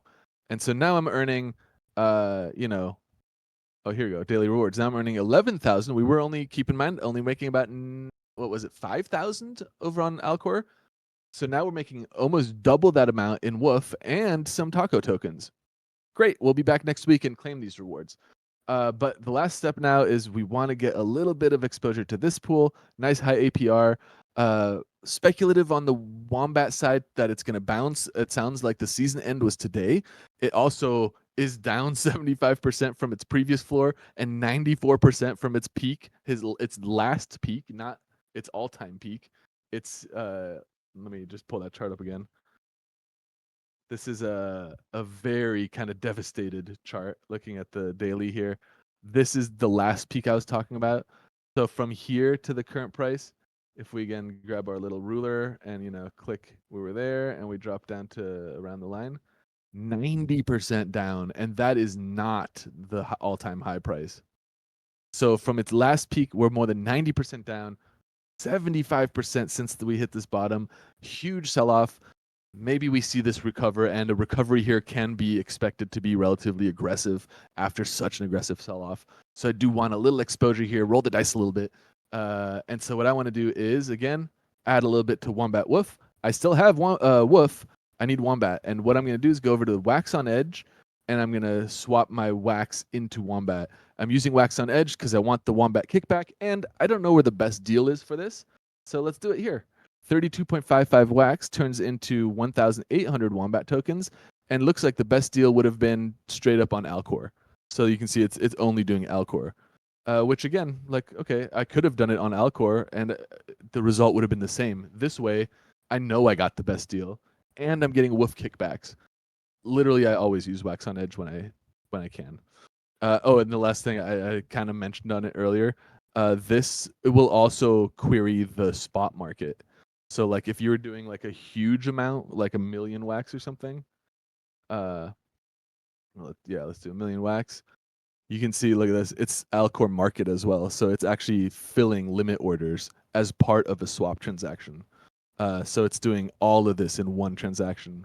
Or Really, Slayer really says you should wait 20 minutes until the season ends. 20 minutes. I don't know. Should we? Yeah, we can do another giveaway. I might be in there because if I'm in there, I get like that fluctuation, and that might play in my favor too. Who knows? Your call. Your call. It's hard to say. I guess let's do another giveaway. If we're still around, let's wait for now. Have I swapped it yet?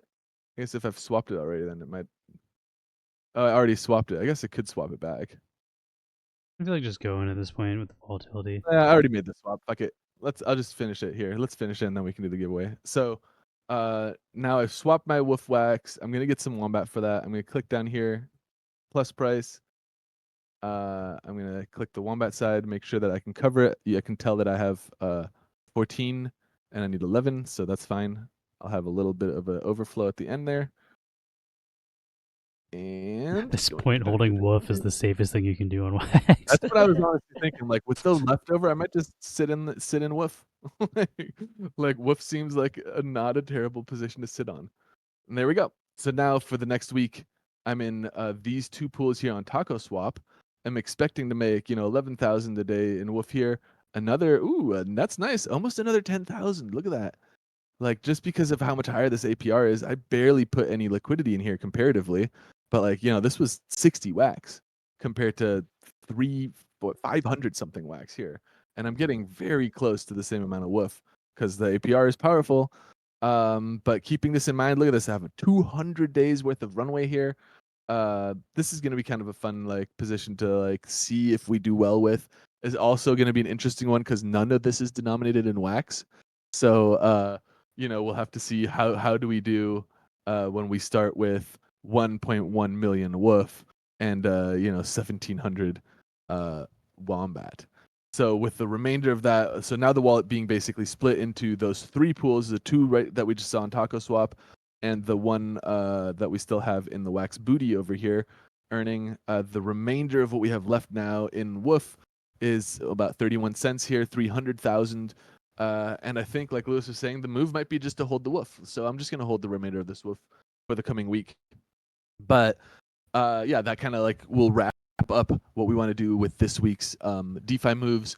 And to give a quick recap, what we did was we liquidated our liquidity position over on Alcor in Wax Woof because the Wax Woof farm APR had dropped to a level of under 10%, and we saw that we could take the same assets, Wax and Woof, in the same range, 0 to infinity, to get a higher APR, much higher, more than double. So we moved it over here. We're chasing the APR. We're a bit of a liquidity mercenaries here. We're going to whoever's got the most payment. We're not really loyal to anything, and that's kind of the way of DeFi. The whole point of decentralization is I'm not loyal to anyone. I'm here for the best deal, and I'm willing to support whatever gives me the biggest kickback. And that's kind of what the game is. We're looking for those opportunities each week. We're rotating into the most aggressive ones while maintaining our balanced kind of exposure to what we want to grow. And now we just let it ride. Next week, we'll see how these things have done. We'll claim the rewards, and then we'll see what we need to maybe rotate into. I'm most excited to see how this Wombat Wolf pool does. it could be fun. I don't know. If Wombat really recovers aggressively, we might end up with a bunch of Woof, which is great. And you know what? If Woof does really well, I don't really hate the idea of getting a bunch of Wombat. But let's see how it goes. Boom Shankar says, "Are you in the Merum AI AIMR tokens or have some insight?" I can say for me, nope, never heard of it, not into it. But Max Is that a also. Wax thing, or is that on Wax, or is that I'm gonna on? guess no. I don't think there's any AI tokens on Wax. Boom Yeah, Shankar is I'm not the also biggest. into some other stuff, other blockchains. Yeah, I'm not the biggest fan of like I like AI a lot, but the AI token stuff I'm a little concerned isn't like it uses it Oh, it more is of a on Wax, he buzzword. says. Oh, okay. Neon I Wax? haven't heard of it. I'm into I saw like there's Wax like stuff though. the Anon token just launched or is about to launch. Oh on yeah, I Wax. saw that too. I think I don't think it there's like went a super well, but it says yes on Wax and other chains too. But no, we never heard of that. no, I haven't heard of it. I have to look into it. I'll look into it and give it a little bit more of a like informed We'll run opinion this giveaway real once I quick. look at it. Going for like an hour since the last giveaway. Yeah, let's give some more Woof away. Oh, look at my red trail. The only grub in here with a red trail. It's not as cool as that There's gold. the fish tank backpack if you're looking for him. Rock metal. Twelter has it, Monosuerte has it, and a Mahal has it. It's like got green on the sides, then blue with an orange fish in it. Oh yeah. I see where Rock Metal just died, but he's got his new green headphones. Yeah. I think the green headphones also look good with the green trail. I was gonna say the green backpack, the green and pink one. But also, what's the purple backpack? Is that just common? Because it has the green ooze. I feel like that would also look good with the green headphones. I don't know. I think the purple backpack is pretty rare. Like. Okay, yeah, I don't think it's common. Common's the brown backpack. Yeah. That's got to be. Maybe that's green the is uncommon, like the then. uncommon. Uncommon is green. Like the one I have is the uncommon, and then the Maybe purple like legendary is like the. There goes my guy. Or epic. Oh well. I also left a nice red splotch. Trails are really cool because when you die, you leave your trail behind. Yeah. I feel like if you got green headphones, though, you could just go for all green because those are not too expensive. The green trail and the green back. You see that the guy Chucky. decked out in all mythics still couldn't win. Chris. No, wait, no, you did win. You got second place. That's 2 million. 2 million Wolf Richer. That's more than I have left in my rewards now. That's more than I made all week in rewards. 1, 2, 3, 4, 5, 6. $3 for 3 million. Right. Buy yourself some McDonald's for that. Buy yourself a Bitcoin pizza. With the app, you could probably get like a burger and a fucking like small fries for $3. Chris is getting 2 million. 1, 2, 6. And then we'll give 1 million to Drumar. Congrats to our winners. Did the person who won last time who didn't give their thing ever follow up? No, I don't think they ever did. Oh. Unless you're still here, person who was supposed to send their wax wallet. We get so many exclamation point joins that if they did, I think they log off after that. But their loss, I mean, that's too bad. They should have written it to begin with. Render Chain is a nice AI project. Render Chain. I haven't heard of that one either. I think like Ocean is one I saw. I know they're combining into something like a new like FT or FX something. I'm gonna show off our. I think AI in general. Oh yeah, let's show it. Our collab. Now that we have some people watching, potentially this Friday, but maybe a bit later, depending on when we get the flavor text. But sometime in the next week, I'll say, or maybe next week, like next Friday. I feel like Friday is usually our drop day, so either this Friday or next Friday, we will release the collaboration we're doing with the Lewd Momoko collection. This is the what was her name again? The something Oni Cyber Oni. Cyber Oni. Cyber Oni. This is the Neon Cyber. But we'll probably name it Lewd Momoko just because that's how our collabs are all titled. Collection. Do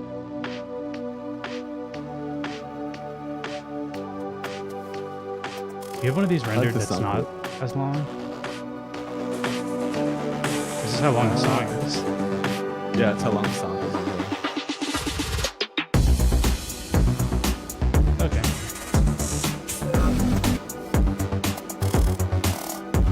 I like the song.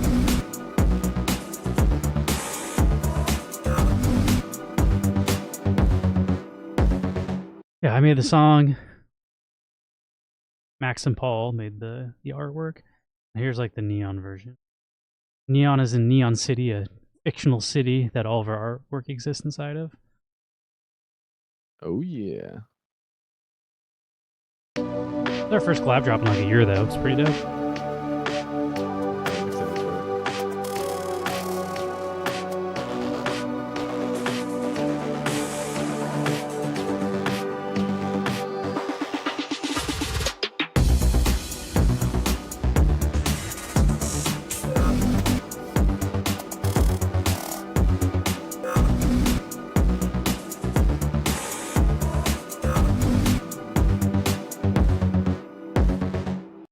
We also got to figure out if we're doing another sticker.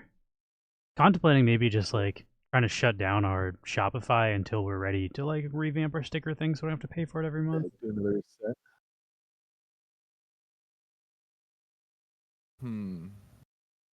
Yeah, that might be the move. But yeah, we'll see. Because we do have other stuff, but we've just been kind of recycling old artwork of stickers, and we ran out of everything on Genesis Street. And then the Blockchain Boulevard stuff, I don't know if we want to mint that many of, because those I don't think will do as well if we go to like IRL places. Yeah. But we could do more Burn Street stuff, and also we haven't done like the Neon Space Live Twitch one, which I think would be a fun one, but I don't know. Maybe we can do a team meeting and see what everybody thinks. Yeah. But yeah, there's going to be 5-6 rarities of that. There's going to be Dim, Lit, Glow, Neon, and then Naked and Shine. The Naked and Shine are going to be super rare, though. The Naked is of 5, and the Shine will be of 1. So, pretty hard to get. I don't know if I sent you those. They're somewhere in the chat, Max, if you're going to be minting them. But those will all be in the collab. Oh, yeah.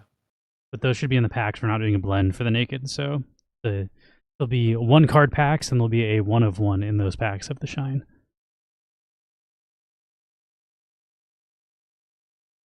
Yeah. And that'll be the chase. The chase, but I think even the neons are supposed to be rare. I think it's like 15 or something is where we landed on that, because it's like a less count, so like there'll only be like 21 with music of 15 neons, 5 nakeds, and 1 shine. So pretty hard to get the music version. And yeah, we'll be doing a 20% get airdrop to our collection. Did I already give these out? I think I did. But I can't remember. In the middle of trying to explain that, I was like, did I send these prizes? 20% will be given airdrop to our collection for holding any NFTs.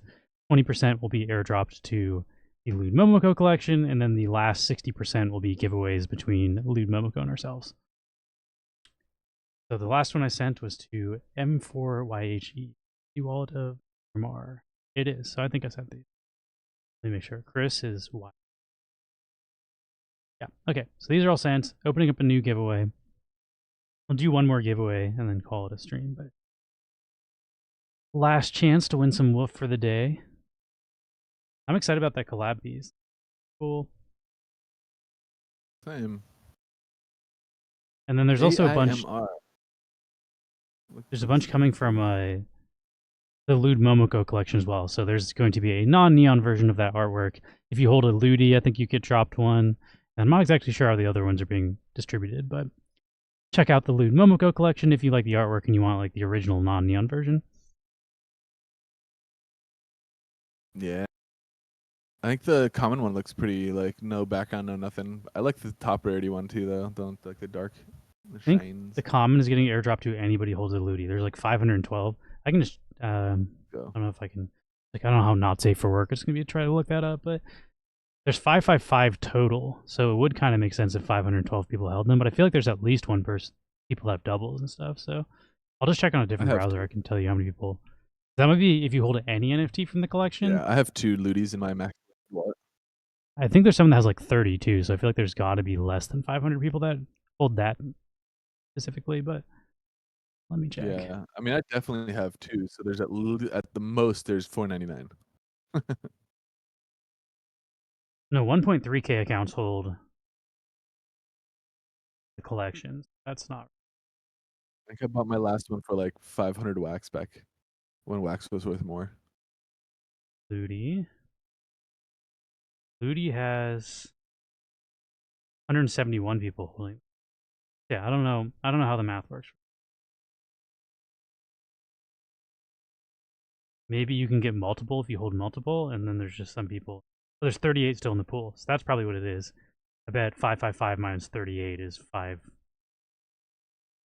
I bet you get multiple if you hold multiple, but if you, they're just not sending them, minting the ones that are supposed to go to the ones still in packs. I believe I solved it. See.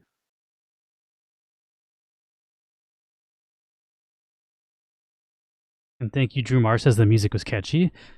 That was my attempt at making. I think he wanted like, I forget what he even called it. He was his like cyborg DNB or something. I was like, I don't know what the fuck that is, but I like look up a tutorial and then tried to like do my own version of that.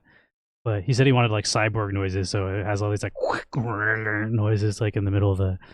Reminds me, that style of music always just reminds me of like the Comedy Central music from like the 2000s. Like if you watch Tosh.0, like whenever they had the transitions, it was all like this weird like cyborg sounding dubstep. Yeah, you're right. Well, aren't a bunch in giveaway walls? Are you talking about for the Ludies? Because we actually have a Ludi in our giveaway wall. I think we're saving that. We're gonna airdrop that to someone who holds one of our PFPs when we finally release our PFPs. I also listen to the Talk Show podcast.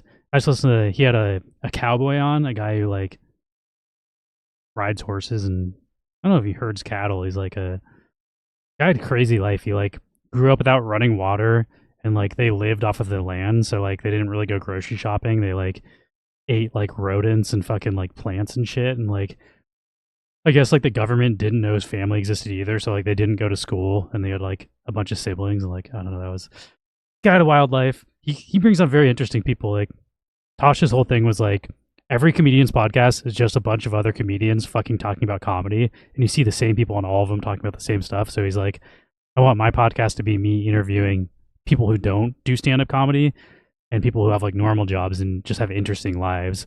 And then he usually makes fun of them, and he's very good at like thinking fast on his feet.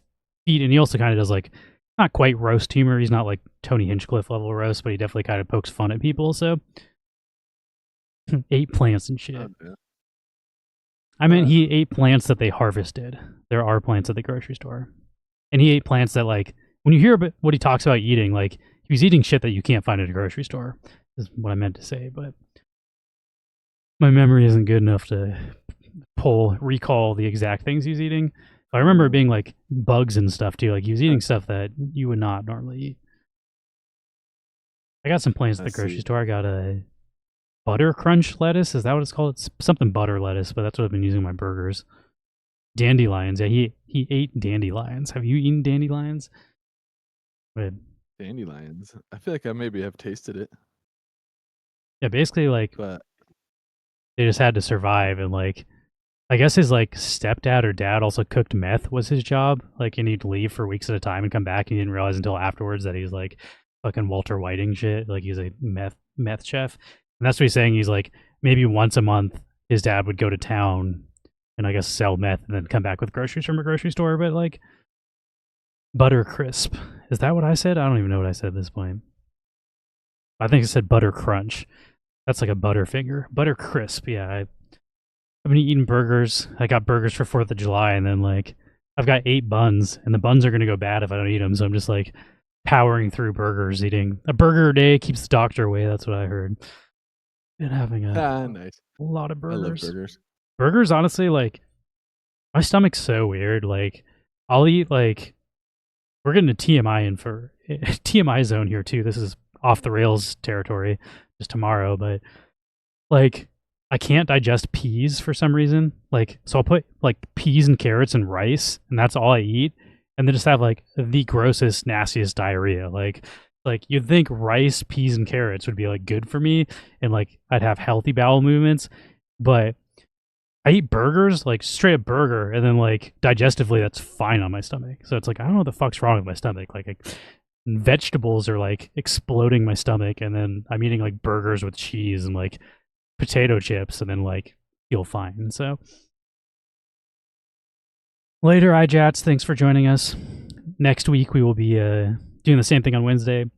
Tomorrow we will be doing more of what I'm talking about now. If you want to hear about my bowel movement updates, tomorrow's a good day for that. We'll also be watching funny videos. Yamster has a crazy algorithm. We watch lots of Instagram videos. And then Friday, I don't know what we're doing on Friday. We could do. I don't know if Neon Heroes will be back, but that game's probably getting pretty close to launching a new season. I've also been playing a lot of Counter-Strike. I'm always down to play Counter-Strike, but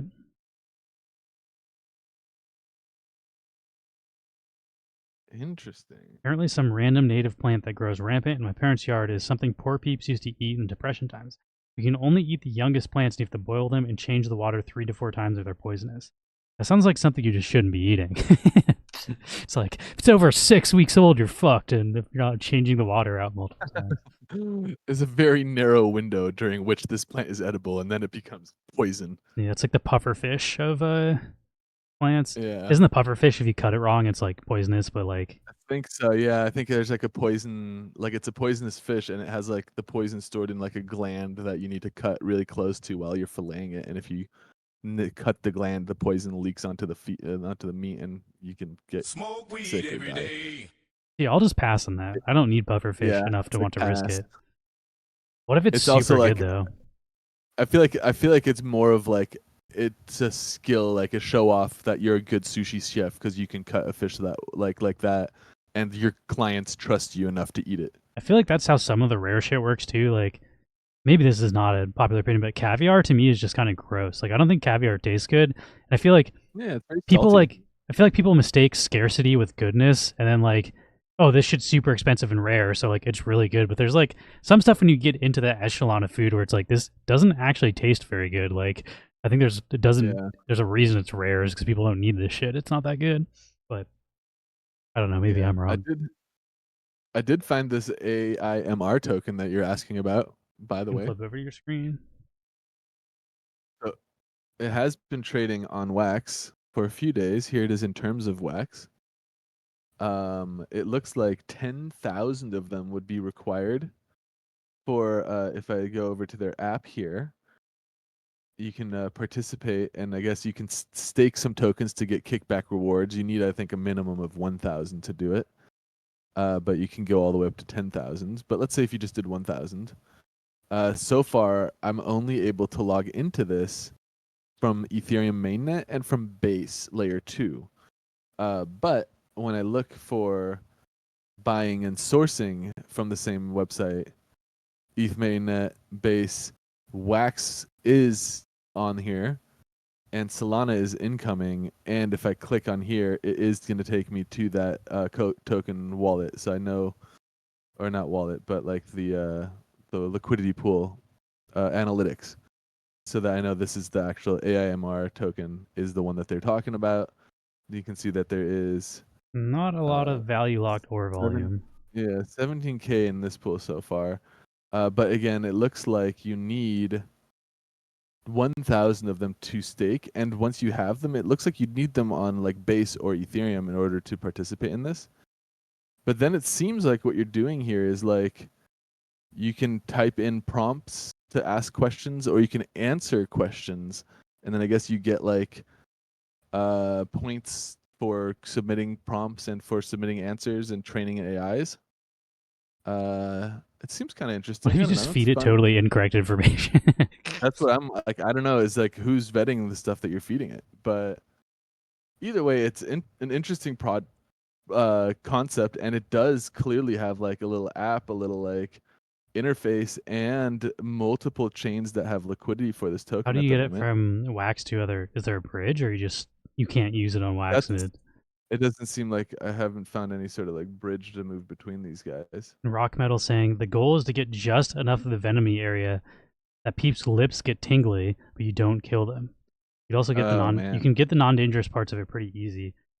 I feel like there's easier ways to get your lips tingly if you want to get some tingly lips. Right. Okay, there's a little more on base, $88,000 in liquidity. So at least there's a little bit of like depth here. I feel like you can just like rub some cocaine on your gums and then eat regular sushi and you'll have the same effect and it'll taste better. Yeah, for real. And you'll have a great time. That's my not financial advice. Instead of buying pufferfish, buy cocaine. Rub that on your lips and then eat other sushi. And let's see this AI token on ETH mainnet. 86,000. So it's about the same amount of liquidity on mainnet and on base, but then on Wax only 17K. It also looks like it's all of that started relatively recently. June 9th seems to be like the start of our chart here. I can't go much further back than that. So it's a relatively new liquidity token across 3 chains already. I don't see a way to bridge at the moment, but let's see. It says it's a utility token, max supply of 1 billion. Okay. 1 billion's a lot for it to be worth like 8 wax or something right now. Designed to incentivize participation. Okay, yeah, it sounds like it. So yeah, you get paid those tokens for answering and asking an AI these prompts. And I guess when you ask the prompt, I guess you will get responses from both real people and an AI. So that's interesting. All I gotta say is ChatGPT works pretty fucking good and it doesn't cost any tokens to ask it questions. That's kind of my whole thing about AIs is like I like these ideas, but at the same time, it's like well, there's free versions of this, and then there's multi-billion-dollar like tech companies that feed the free AIs. So I really don't think a open source like thing like this is ever going to compete when companies like Nvidia, have proprietary chipsets that like run their entire AI operation. Google's also working on AI. Facebook has pretty good Google, AI now. Facebook, Have you noticed on Facebook when you scroll over a thing, it summarizes what the comments are saying? Have you noticed that? You like click on an article, that's cool. like you used to have to read through the article. That's like some commenters are saying this sucks. Some are saying that's what it says on like all of them. Like every article on fucking Facebook has people just saying polar opposite things. I saw a math problem. They're like solve this math problem, and the arguments in the comments were insane. People arguing about the answer of math. I was like, normally things are pretty like there can be multiple answers. Math doesn't work that way. So I was like, Facebook can't even figure out math. Like math is fucking divisive. That's how divisive Facebook is. Yeah. Yeah, that's pretty interesting. It is cool though. I don't know. The AI stuff is interesting. There's also that whole camp of like I don't know how much I believe this, but AI is the last innovation that humans will achieve until, because once it's online then the AI will innovate for us. There's no more human innovation beyond AI.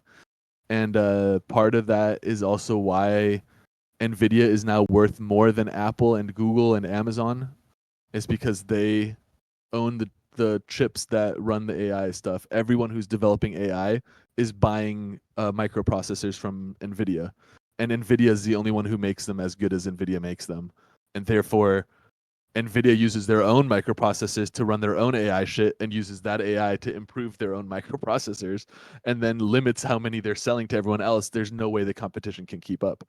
That's why Nvidia is like the most valuable company in the world. It's worth trillions with a T. Which is weird that like I don't know, it's not like unknown, but like not a lot of people talk about that outside of like trading communities. We make an AI Either way, song though, and then end our stream. yeah, I think this is cool to see this kind of stuff and to see here. I will say this I like. I like to see the most cool thing I liked about the AI thing here was this seeing Wax included on a list of these blockchains. That's nice. I really like that. I mean, look at that. Then what blockchains does Wax have bridges to? Yeah, Makes sense. those are the Those are the ones. So this is But nice. that's also why And bridges this are is cool. also like It allows this sort of thing when you have bridges. exactly, because now you have like a flow of liquidity between these chains, and you can now easily drop a token like whatever this is on Wax. And I believe you honestly, can I might also participate and play with this. I might play with this, and I wouldn't have if it wasn't on Wax. So you can maybe that's reach out cool. to the Wax team if you want to try to bridge a token on any of the tokens they have bridges to. So like even though it is just Woof right now, I believe you can pay them a specific amount and they will build a bridge, like incorporate your token into the bridge, I think.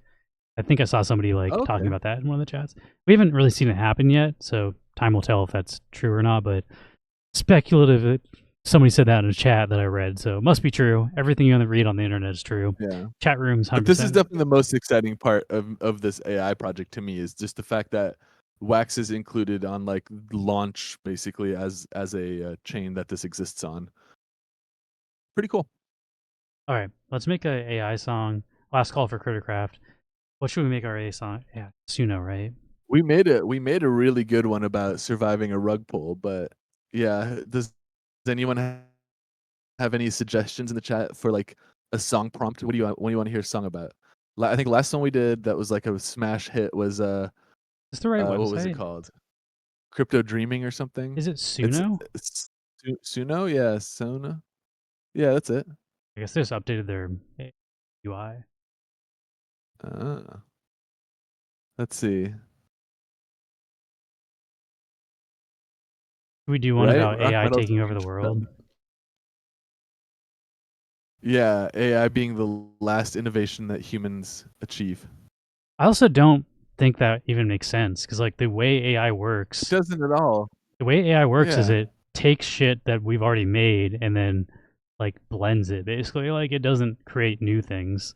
It can create new things based on what we've made, but it doesn't have like the creativity to come up with something that just hasn't existed before. Like it doesn't have original thoughts. It has like combined thoughts of previous thoughts. I guess you could argue that like all thoughts are that, but like I don't know. I think it's crazy to think that's the last innovation humans will make. Like if you listen to the music all sounds like shit that's already been made. Like it's not really going to innovate in a way that like I don't know, like say Jay Dilla did. If you're into music, Jay Dilla took drum machines and he played them like out of time, so they sounded like drunk. Because drum machines are known for being like everything's perfect, and he took it and he's playing like the kick not on the 1 and the snare not on the 3, and it sounds like this weird push pull drunk sound, and that like influenced hip hop for the next 20 years.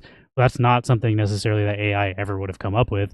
You wouldn't be like, hey, make me a song, which again, that's a human idea if you're asking the AI to do it, but like it would never just do everything wrong on purpose. So like the human error is what made it sound cool and what ended up making other people imitate that to the point where you can find like I bet you can find like a drummer. Questlove talks about this. Like we'll do this tomorrow. I don't want to get flagged.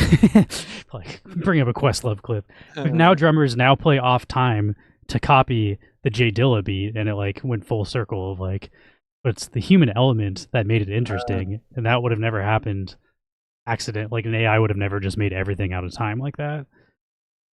Yeah, the human element. Yeah, it's interesting for sure, but it also is like there is definitely an aspect to that technology that is going to change the way like the paradigm of like industries working. I think part of it is also like we're more and more entering a digital age, and digital sales can scale infinitely, whereas physical sales cannot. You know, like there's a cost to manufacturing physical shit, so there's always like a profit to earning ratio that generally would hover around like 20, and that's just not the case anymore. Like the modern markets aren't tied to physical manufacturing anymore, and as we enter this like digital world of like digital products, digital goods, digital whatever, you can see these companies, you know, like run away with these insane like valuations like Nvidia is doing, because it doesn't require them to put more money into it to continually make more money. And that's the capitalist wet Are you dream. ready for this this insane description that I just did? Oh my Because god, yes. Quadrell's saying make a song about Lewis not being able to just digest peas. So we're Oh, gonna that's do a good. heavy metal song about not being able to digest peas and AI being the last human innovation. Just throw both of them in there and see Damn. what it comes up with. Because I believe a good songwriter could figure this out. And I feel like this is where AI might fail because like not all songs are about one subject. Like each verse can be about a different thing, and just like I don't know, like some of my favorite artists do kind of like stream of consciousness stuff, and they talk about all sorts of weird shit that isn't necessarily on the same topic. So it's like, could AI figure Yeah, that that's out, or true. is it gonna like break because it doesn't know how to do about both things? I So wonder. Yeah, let's see. What can you do, AI? Put us all out of business. Replace us with your machine mind, with your digital mind. but I want like a. He released 2 new songs I think yesterday, the day before. He's like, inside my mind there is a digital mind. Sun Kill Moon, like Sun Kill Moon writes some like very bizarre like I guess you could probably try to say write me a song in the style of Sun Kill Moon. But Sun Kill Moon is like some of the craziest fucking lyrics. Like that shit I don't think AI will ever be able to do. Like he had a The song about Last like Green's Betrayal. Is that what your P song is called? the last screen betrayal. I'll read Relentless I Heavy already Brutal love it. Metal. Metal Brutal is the name. I Oh love my I god. already love it. What are the lyrics? Let's hear it before we listen. Yeah. Gut churns, rebellion within, peas mock, a tale of sin. Mechanical saviors rise, cold AI, final spark, story told. Peas, torment and green, humanity's doom machine. Digestion, a battle lost, innovation's ultimate cost. We'll listen to it. I'm gonna have to do this a different style though, because heavy Okay. metal's not a good style for like what I It'd want be this to hard to do. understand. That's true, yeah. But this isn't bad for the prompt I gave it. But heavy metal Not lyrics don't bad. ever really make sense. All right, how do I play that? That's true. Yeah, let's see. Is it ready? Oh yeah, there it goes. I'm gonna turn it on. Yeah, here we go.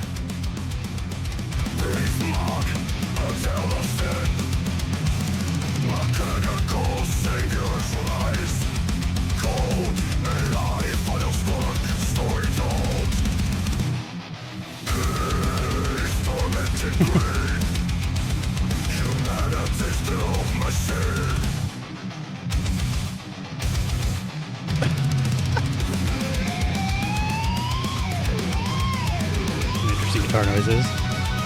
Pretty not bad. That's like pretty mediocre metal. Okay, let's try something where like the lyrics are more. I feel like metal isn't giving you like good storytelling, or it's just like phrases. I want to try. Metal is you do like the where it's like what are those like the kind of like folk songs where you're telling a story where it's like I'm gonna yeah I do went down to the alternative blah, blah, folk, blah. alt folk. Alt Should I folk, yeah, should I that's try good. anti folk? Anti folk is Anti-folk, really yeah, like the Moldy Peaches or something. That'd yeah. be That's fucking like great. that's what I'm thinking of. Like where you have like That would be great. you Yeah. can have songs that like don't really. I mean, they make sense, but they're like not about one subject. It's just like okay, let's try this. Anti folk, I feel like is like superhuman. So if it does anti folk well, I'll be like, okay, I'm a little scared now. Thought only humans could write anti folk music. I like the Moldy Peaches. I like. I think Adam Green is the guy in that. He has a song called Drugs. That's pretty dope. I like to do drugs. Yeah, I love the Moldy Peaches. Especially that like Mardi Gras came and went. All my money has been spent. How am I gonna pay the rent? Sitting on my ass. The woman in that band, I forget her name too, but she's also like both of their solo careers are pretty dope. Is it like Kimia Dawson or something like that? That sounds right.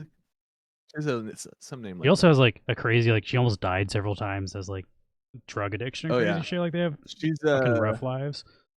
they sing about it too, but it like doesn't it's all this upbeat music, so it never really feels like as dire as her actual situation If is. you listen to her solo career, like she has some dark songs. All right, let's try the Yeah, last invention, anti-folk acoustic whimsical. That's sounding right. oh my god, no way it's hitting this fucking genre. Says last night I bit into a green pea, tiny orb on my plate, stared back at me, belly churned like the wheels of fate. Peas and I, we never communicate. Okay, and the second verse is saw a Not machine bad. with circuits and gears, promising to solve our deepest fears. This is actually working better than I thought it would. Got one verse about the Not peas and bad. then one verse about the AI. Well, let's see what it actually sounds like. Dude, not bad. Oh, this is the wrong one. That's not it. That's not it. Last night I bit into a green pea. Tiny orb on my plate stared back at me. Belly churned like the wheels of fate. Peas and I, we never communicate. Saw a machine with circuits and gears, promising to solve all our deepest fears. Spoke in a language made of ones and zeros. Humans, it said, you've become your own heroes.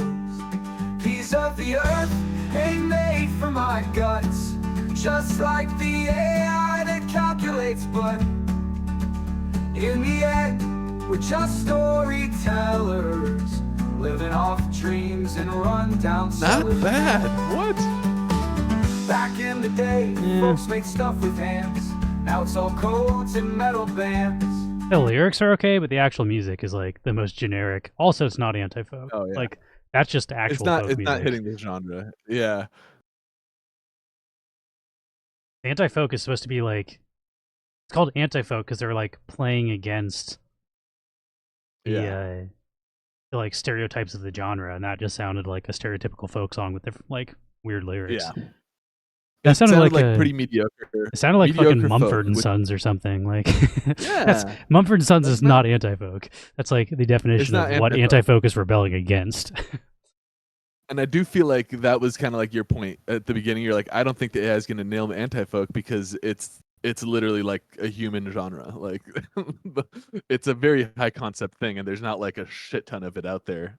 So I really like Jeffrey Yeah. Lewis. I don't know if you've listened to him. He's an anti-folk artist. His one's like, back when I was 4, I knew the name of every dinosaur. Na na na na na. Sitting on an old milk crate. Like, yeah, he just like I rambles. like how corny those like rhymes are, but then like the whole songs get like fucking deep and like fun. I don't know. Anti-folk's He ends a up cool talking about, genre. he's like, goes past in the future. He's like, back when I'm like 77 and my music is just rediscovered and people finally appreciate me for my talent that I had that didn't appreciate when I was like still playing and shit. Like, it goes all over the fucking place. But I feel that's like what got me into that genre was the soundtrack from the movie Juno. yeah, Like, that Juno was definitely heavily like shined a nailed light it. on the Moldy Peaches.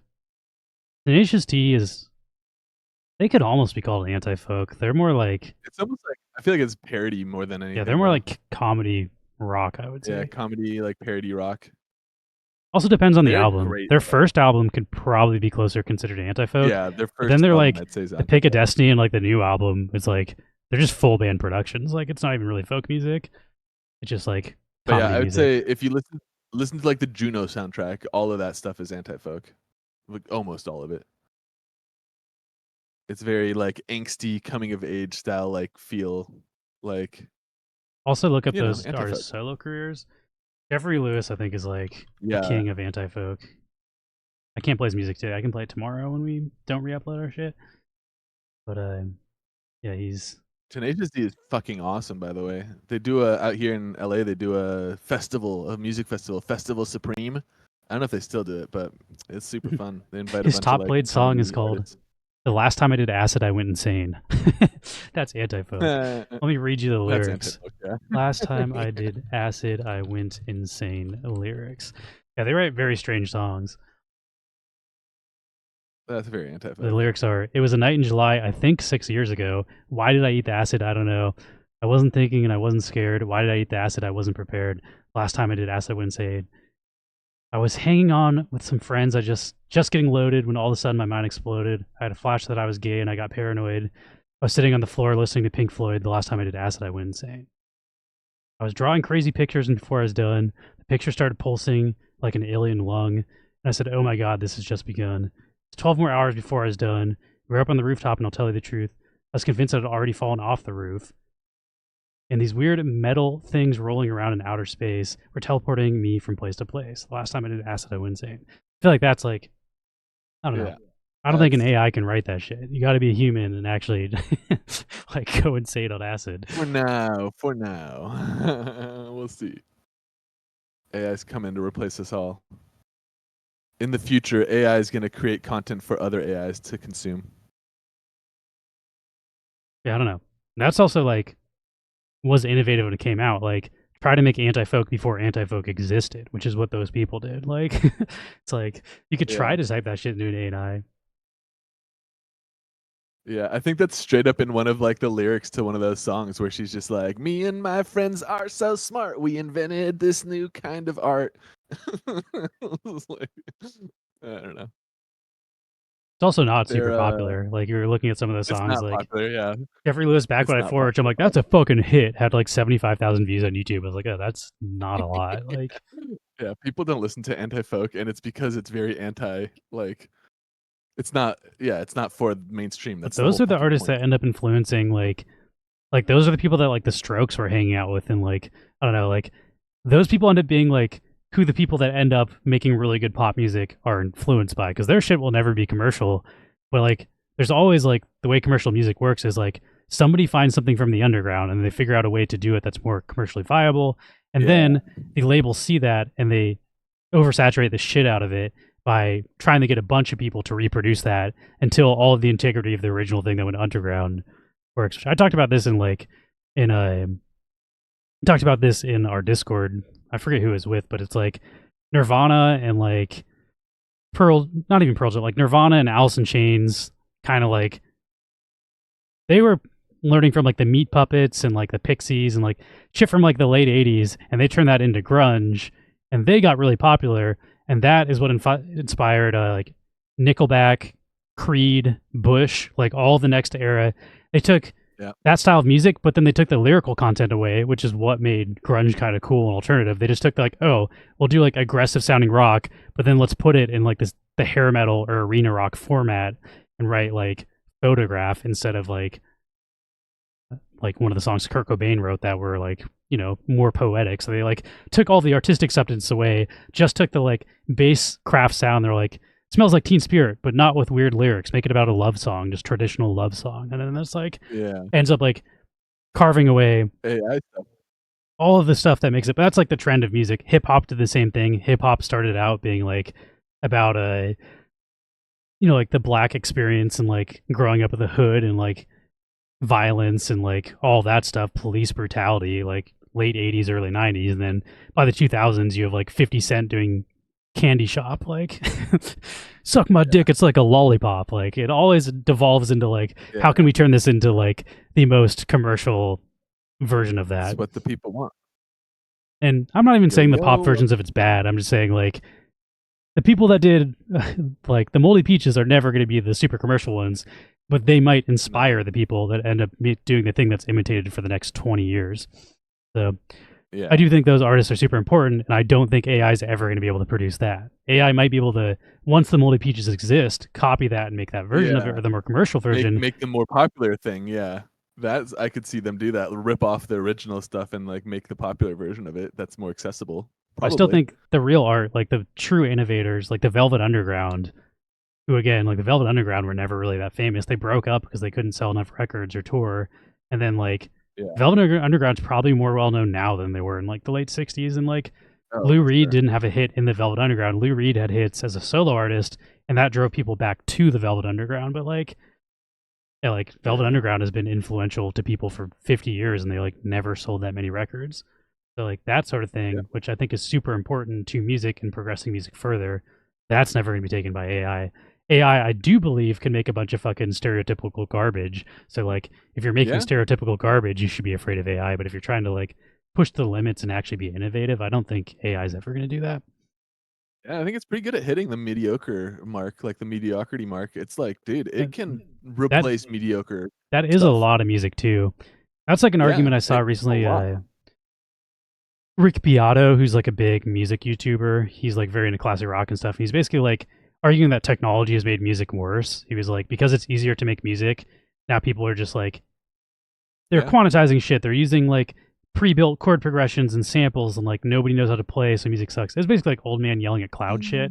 There's like, you Yeah. realize like, because he's only talking about like radio charting hits, and it's like the guy's like the guy that I saw a video of who's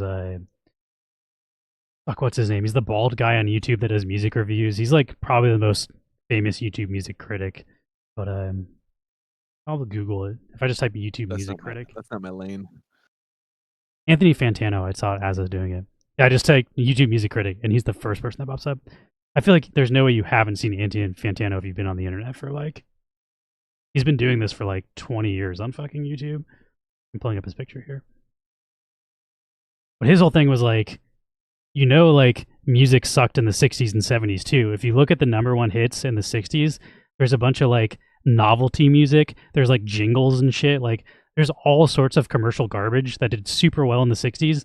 We don't talk about it anymore because it fucking sucked. And the same thing happens today where like there's a ton of awful music that's popular for like 6 months and then nobody will hear about it again. But to say that didn't exist in the other eras is just like a weird argument because like that's always happened. And I learned that when I was in high school. I was really into like the Beatles and the Beach Boys and 60s rock. So I went through and I looked at like the charts and I listened to every #1 hit of the 60s. There's so much trash that never made it past the 60s. And like same thing happens now. And yeah, because it's so easy to write and release music, there's a higher like it's easier to make crappy music. But like crappy music has always existed. And also if your arguments that like technology has made music worse, like the Beatles were able to make amazing music because they're some of the first people to use 4 and 8 track recorders, and that allowed them to record more stuff than you could do on like a single thing. So like technology, and also like one of his arguments is like Prince uses drum machines on Purple Rain. Does anybody say Purple Rain is not a complete artistic innovation? Like drum machines aren't the problem. Like it's the way that people are using them. And Yeah. his other thing was like the algorithm is fucking up more than anything. But like technology doesn't make music bad. Technology, when people use it correctly, has always helped push music forward, and it still does. Like my example of Jay Dilla. Like, yeah, you can use a drum machine to play the shittiest straight rock beat ever that sounds awful and ruins a song. Or you can be like Jay Dilla and like manually program it and like play off beats that end up being something nobody's ever heard before that no real drummer ever played like, and now real drummers copy Jay Dilla. So like technology can go both ways, but to like argue that technology makes music bad, it's like, no, like music, technology's always helped push music forward, and you can use technology in amazing ways, but you only highlight the examples of people using music or technology to make bad music. And it's like, yeah, when you do that, it makes it look like that, but like that's a not a great argument. I like how I just have a giant picture of Anthony Fantano on screen. Shout out Anthony Fantano. Also shout out Yamster for the sub. 25. Yeah, hell yeah, Yamster. That's it, yo. Over 2 years. That's a fucking probably one of our longest because we've only been streaming for like 3 years. Damn, we have to. We also started streaming in Discord. We didn't even stream on Twitch when we first started. We used to host our marble races in Discord, and we didn't. Oh, you're right. I think we started doing it on Twitch so people couldn't be like we were cheating and like running multiple ones.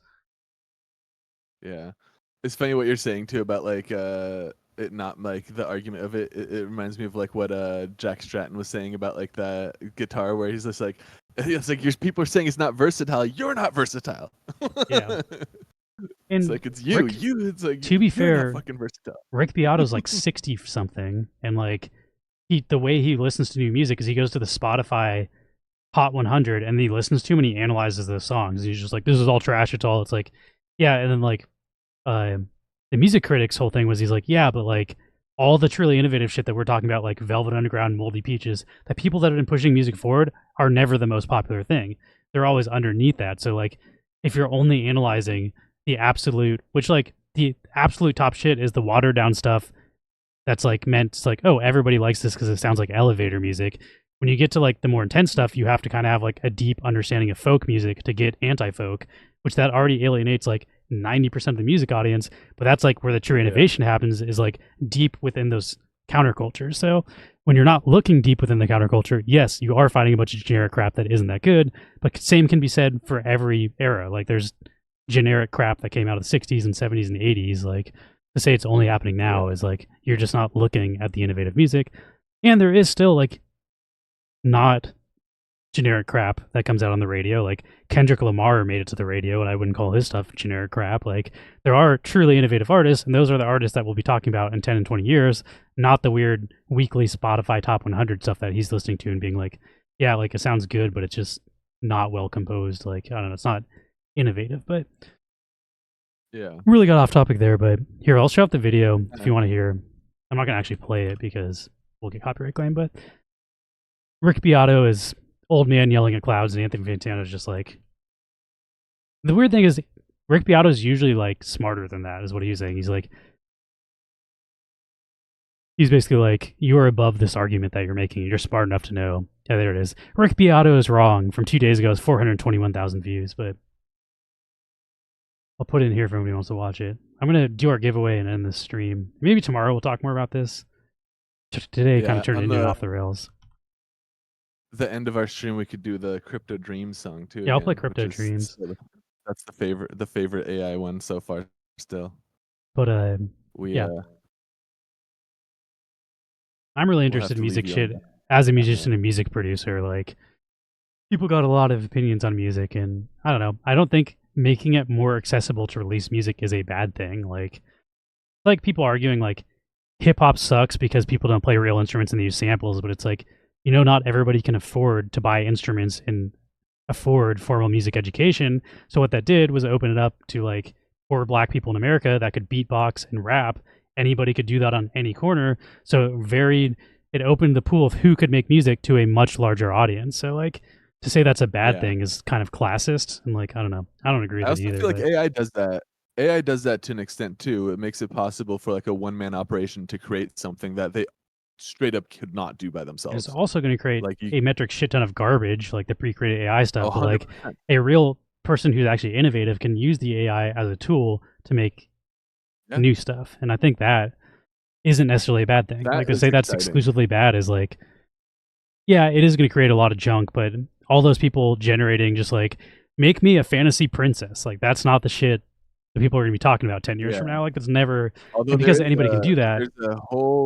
There's a whole market of people working on things like Fiverr, whose whole livelihood is like making little kids into fairy princesses for their like 6th birthday invitation, and their moms pay them like $20 to do that for them, and those moms will in the future just prompt an AI. It's definitely not good for freelance artists, but to say that like it'll take over innovation, it's like, it's not, I don't know. It'll take over like menial stuff. Those artists in the first place weren't like innovating; they were just using their talent, like their skills, to make birthday invitations for 6-year-old birthday parties. Make my son look like a pirate, make my daughter look like a princess. Make my dog look like there's not this thing on. Like, I don't know, that there's so much of that, and now AI 100% takes care of all of it. But to be fair, what I've also seen a lot of that, at least right now in the in-between, where people are paying other people to then the other people are just doing it with AI. So it's like, I don't know. It's the whole thing is fucked. I see we need to separate your audio tracks and put them out of VOD so you don't afraid of this anymore. Well, that's what Off the Rails is. Tomorrow and Friday, we don't upload the VOD, so we're fine doing all the copyrighted stuff. And honestly, one Friday I just DJ'd music that I've been listening to lately for like 2 hours straight, and every like 3 or 4 songs I would give away Wolf, but it wasn't even talking. I was just sitting there like jamming to music. I was like, oh, this is fucking dope. But that's our every day except Wednesday. Wednesday is our 1 day a week we re-upload to YouTube, so we gotta stay clean today. Every other day, if you want to see us look at copyright stuff. I don't have to deal with separating the audio tracks and like muting stuff though. Like that's a lot of work. 1 day a week we can just not do copyrighted stuff. I think that's okay. All right, I'm doing this giveaway, and we'll listen to our Suno song. Yeah, I don't know. I definitely don't think AI is good. Like, because the way you hone your skills to become an original artist is by learning and doing the menial tasks. Like, you learn how to do what other people are doing, and you replicate it a bunch, and then once you've done that to a bunch of styles, you pick and choose what you like from all the styles of the artists that you're like, or the styles of art you're working on, and that's how you develop an original style. So I do think like taking away the paid opportunities for people to learn other styles of art is not good for art in general, but there's also a bunch of fucking lunatics who don't care if there's money, and they're still gonna make art either way and still learn shit. Like, I haven't really made money playing music, and I still learn new songs and produce music and have been consistently for like 15 years. So just because there's no money isn't going to stop innovation. It does suck, like, makes it harder to do it professionally, but yeah, I'm not worried about the history or the future of art. I think there will always be innovative people, and then there's also always going to be stuff that's not that great that's like topping the charts. I don't know. What I think is not great, other people think it is great, and that's why it is topping the charts. So who am I to even say? Who am I? Final two, both winners, but one person will get 1 million more for winning this. Kitty versus Walter. Walter, Yeah. number one.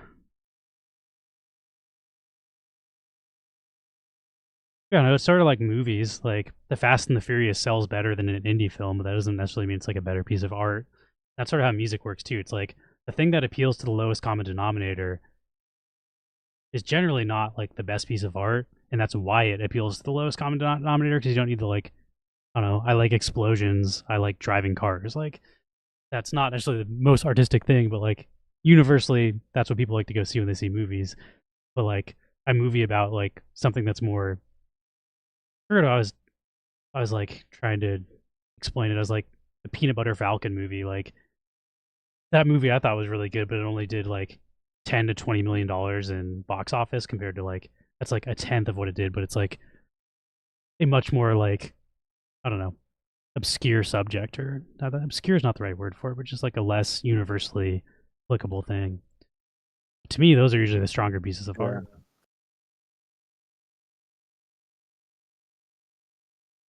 It's kind of interesting how that works. Yeah. Also, like for music, stuff that has really simple lyrics works better internationally because it's easier to translate. Like if you're doing like anti-folk, that's just not going to make sense in any other countries.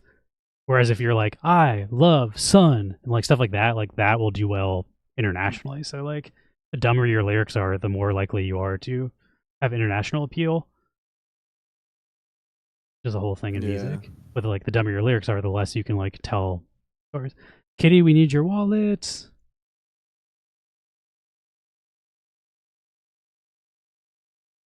I think we actually probably have Kitty's wallet. Let me check. I believe that's Kitty, like the actual Kitty, right? I don't know if you changed your name, but I think that's Vin Kitty, the Diesel streamer is on the- Wax. I would love if Vin Diesel won an Oscar, and he goes up there and he's like, "I like to thank my family." I still like that video of him being a super creep in that interview. When did I come into beautiful world? Oh yeah, that's great. Got it. Do we not have Kitty? Am I spelling this wrong? into beautiful world. He does have such a like crazy voice. His voice is crazy. It's so raspy. It'd be great if he won for something like Groot or something. It's like that was just an best performance. I am Groot. I don't think we actually have Kitty's wallet, so Buzz King, we It's do have your Queen wallet. Kitty. Yeah, I see. I can send it to you. Wax dot. You want it just in Discord again? I mean, I can just copy it from the. Oh, okay. Thank you, Kitty. And now that I do stuff in Streamlabs, you can actually copy and paste stuff from chat. It's no longer that other thing we were using. You win 3 million, Kitty, though. Good to see you. Heyo. I know Kitty's got a bunch of Neon Space stickers. I think she says that her kids like them as well. Shout out. Oh, hell yeah. Nice. All right. How's my short cell doing? Am I still bleeding? I'm bleeding. Who was the other one? Was it Random King or was it Buzz King? Get the kings mixed up. Save me, Jesus. Save me, Crypto Jesus. Where's it at right now, Ether? Let's see. ETH is still. I got stopped on ETH. That's what I'm still open, but I have a stop Oh. at like. I might remove my stop if we think it's still gonna dump, but I had it like $50 over down. your stop. Hey, I'm $400 in the red, but that doesn't feel as bad as yesterday. Yesterday I was $2,200 red, and I was like, "Fuck my life." ETH's still doing fine for me. If it gets to 3,200, mine shuts, Yeah. but I put it a little bit above the No, resistance. I had so much fucking room to hold. I could hold this shit for like years. I don't know. I shouldn't have had to stop there either. That was foolish. I might remove mine, but I don't have as much liquidity as you, so I don't have like if mine gets to like 4,000 something, it's completely liquid. Oh yeah. Let's see right now. I was also My checking short that CRV pool I'm in is now giving me Merkle rewards and pool rewards directly from PV. Oh yeah. I'm getting double ARB Hell rewards. yeah. Let's go. CRV is also like, I don't know. Like I said, they had a pretty like once in a lifetime event where their founder got liquidated. So like, pretty much all those tokens are distributed at this point. Like that's and like we saw, they're doing almost 200 million a day in volume with 2 billion in liquidity. So that's not a bad token to have. It also pays if you stake CRV. It pays you in like stablecoin liquidity. It pays you in 3 CRV, which is USDT, USDC, and DAI. I'm not. It pays staking, I'm like just- relatively well. What should we do for? Yeah, I mean, like the downside with staking it is expensive on mainnet. I'm just on Arbitrum. I'm in a pool with ETH paired with it. I think that's actually it's probably giving better. me, You're like, gonna make more than you 80 to 100% APY holding tokens that I believe in long term. Yeah, that's a solid one. I can tell you what they make you if you participate like fully in the curve staking right now. You can make about 49%. But that involves voting every 10 days. So I'm not doing that. I'm going to play us out. We're going to play, this is Crypto Thieves by Neon Space via Suno AI bot. This one I'm pretty happy with though, because like I did it as a folk song and I took the lyrics and I like rewrote the lyrics, then like kept changing the sections of the song until it gave me like the vibe I wanted. Still like 99% AI. I did very little in this. I'm not going to claim like I know what I'm doing, but this is my favorite AI thing we've generated so far. Yeah. And this is about getting rug pulled. This one I like a lot too. It's about getting rug pulled, and it really, really captures the feeling, and like it did a good job.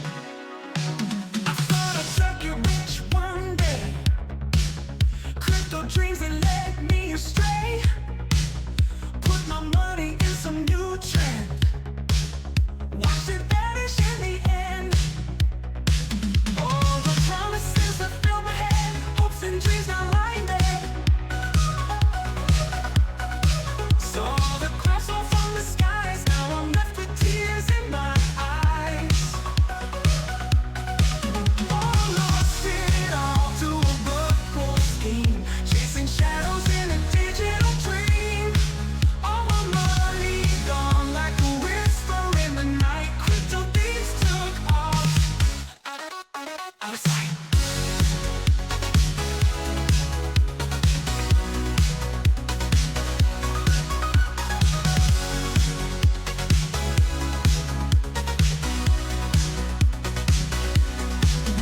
Late at night I feel the sting. While it drained, not a thing. Hopes were high, now sinking low. Fell for something I didn't know. Got enough of all this mess. Can't believe I fell for this. Time to build and start anew. Leave behind this crypto blues. Oh, lost it all to a buckle scheme. Chasing shadows in a digital dream. All my money gone like a whisper in the night. Crypto thieves took off out of sight. Picking up the pieces, started again. Crypto thieves won't let them win. Through the lows and the highs, next time I'll see through the lies. Picking up the pieces, started again.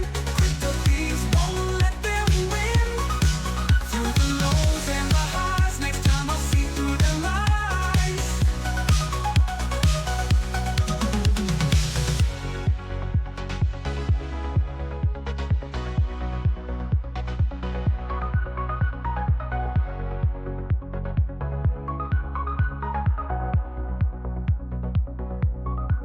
Picking up the pieces, starting again. Crypto thieves won't let them win. Through the lows That was pretty great. All right, peace out, everybody. We're gonna raid into MJ Owns You. See you tomorrow.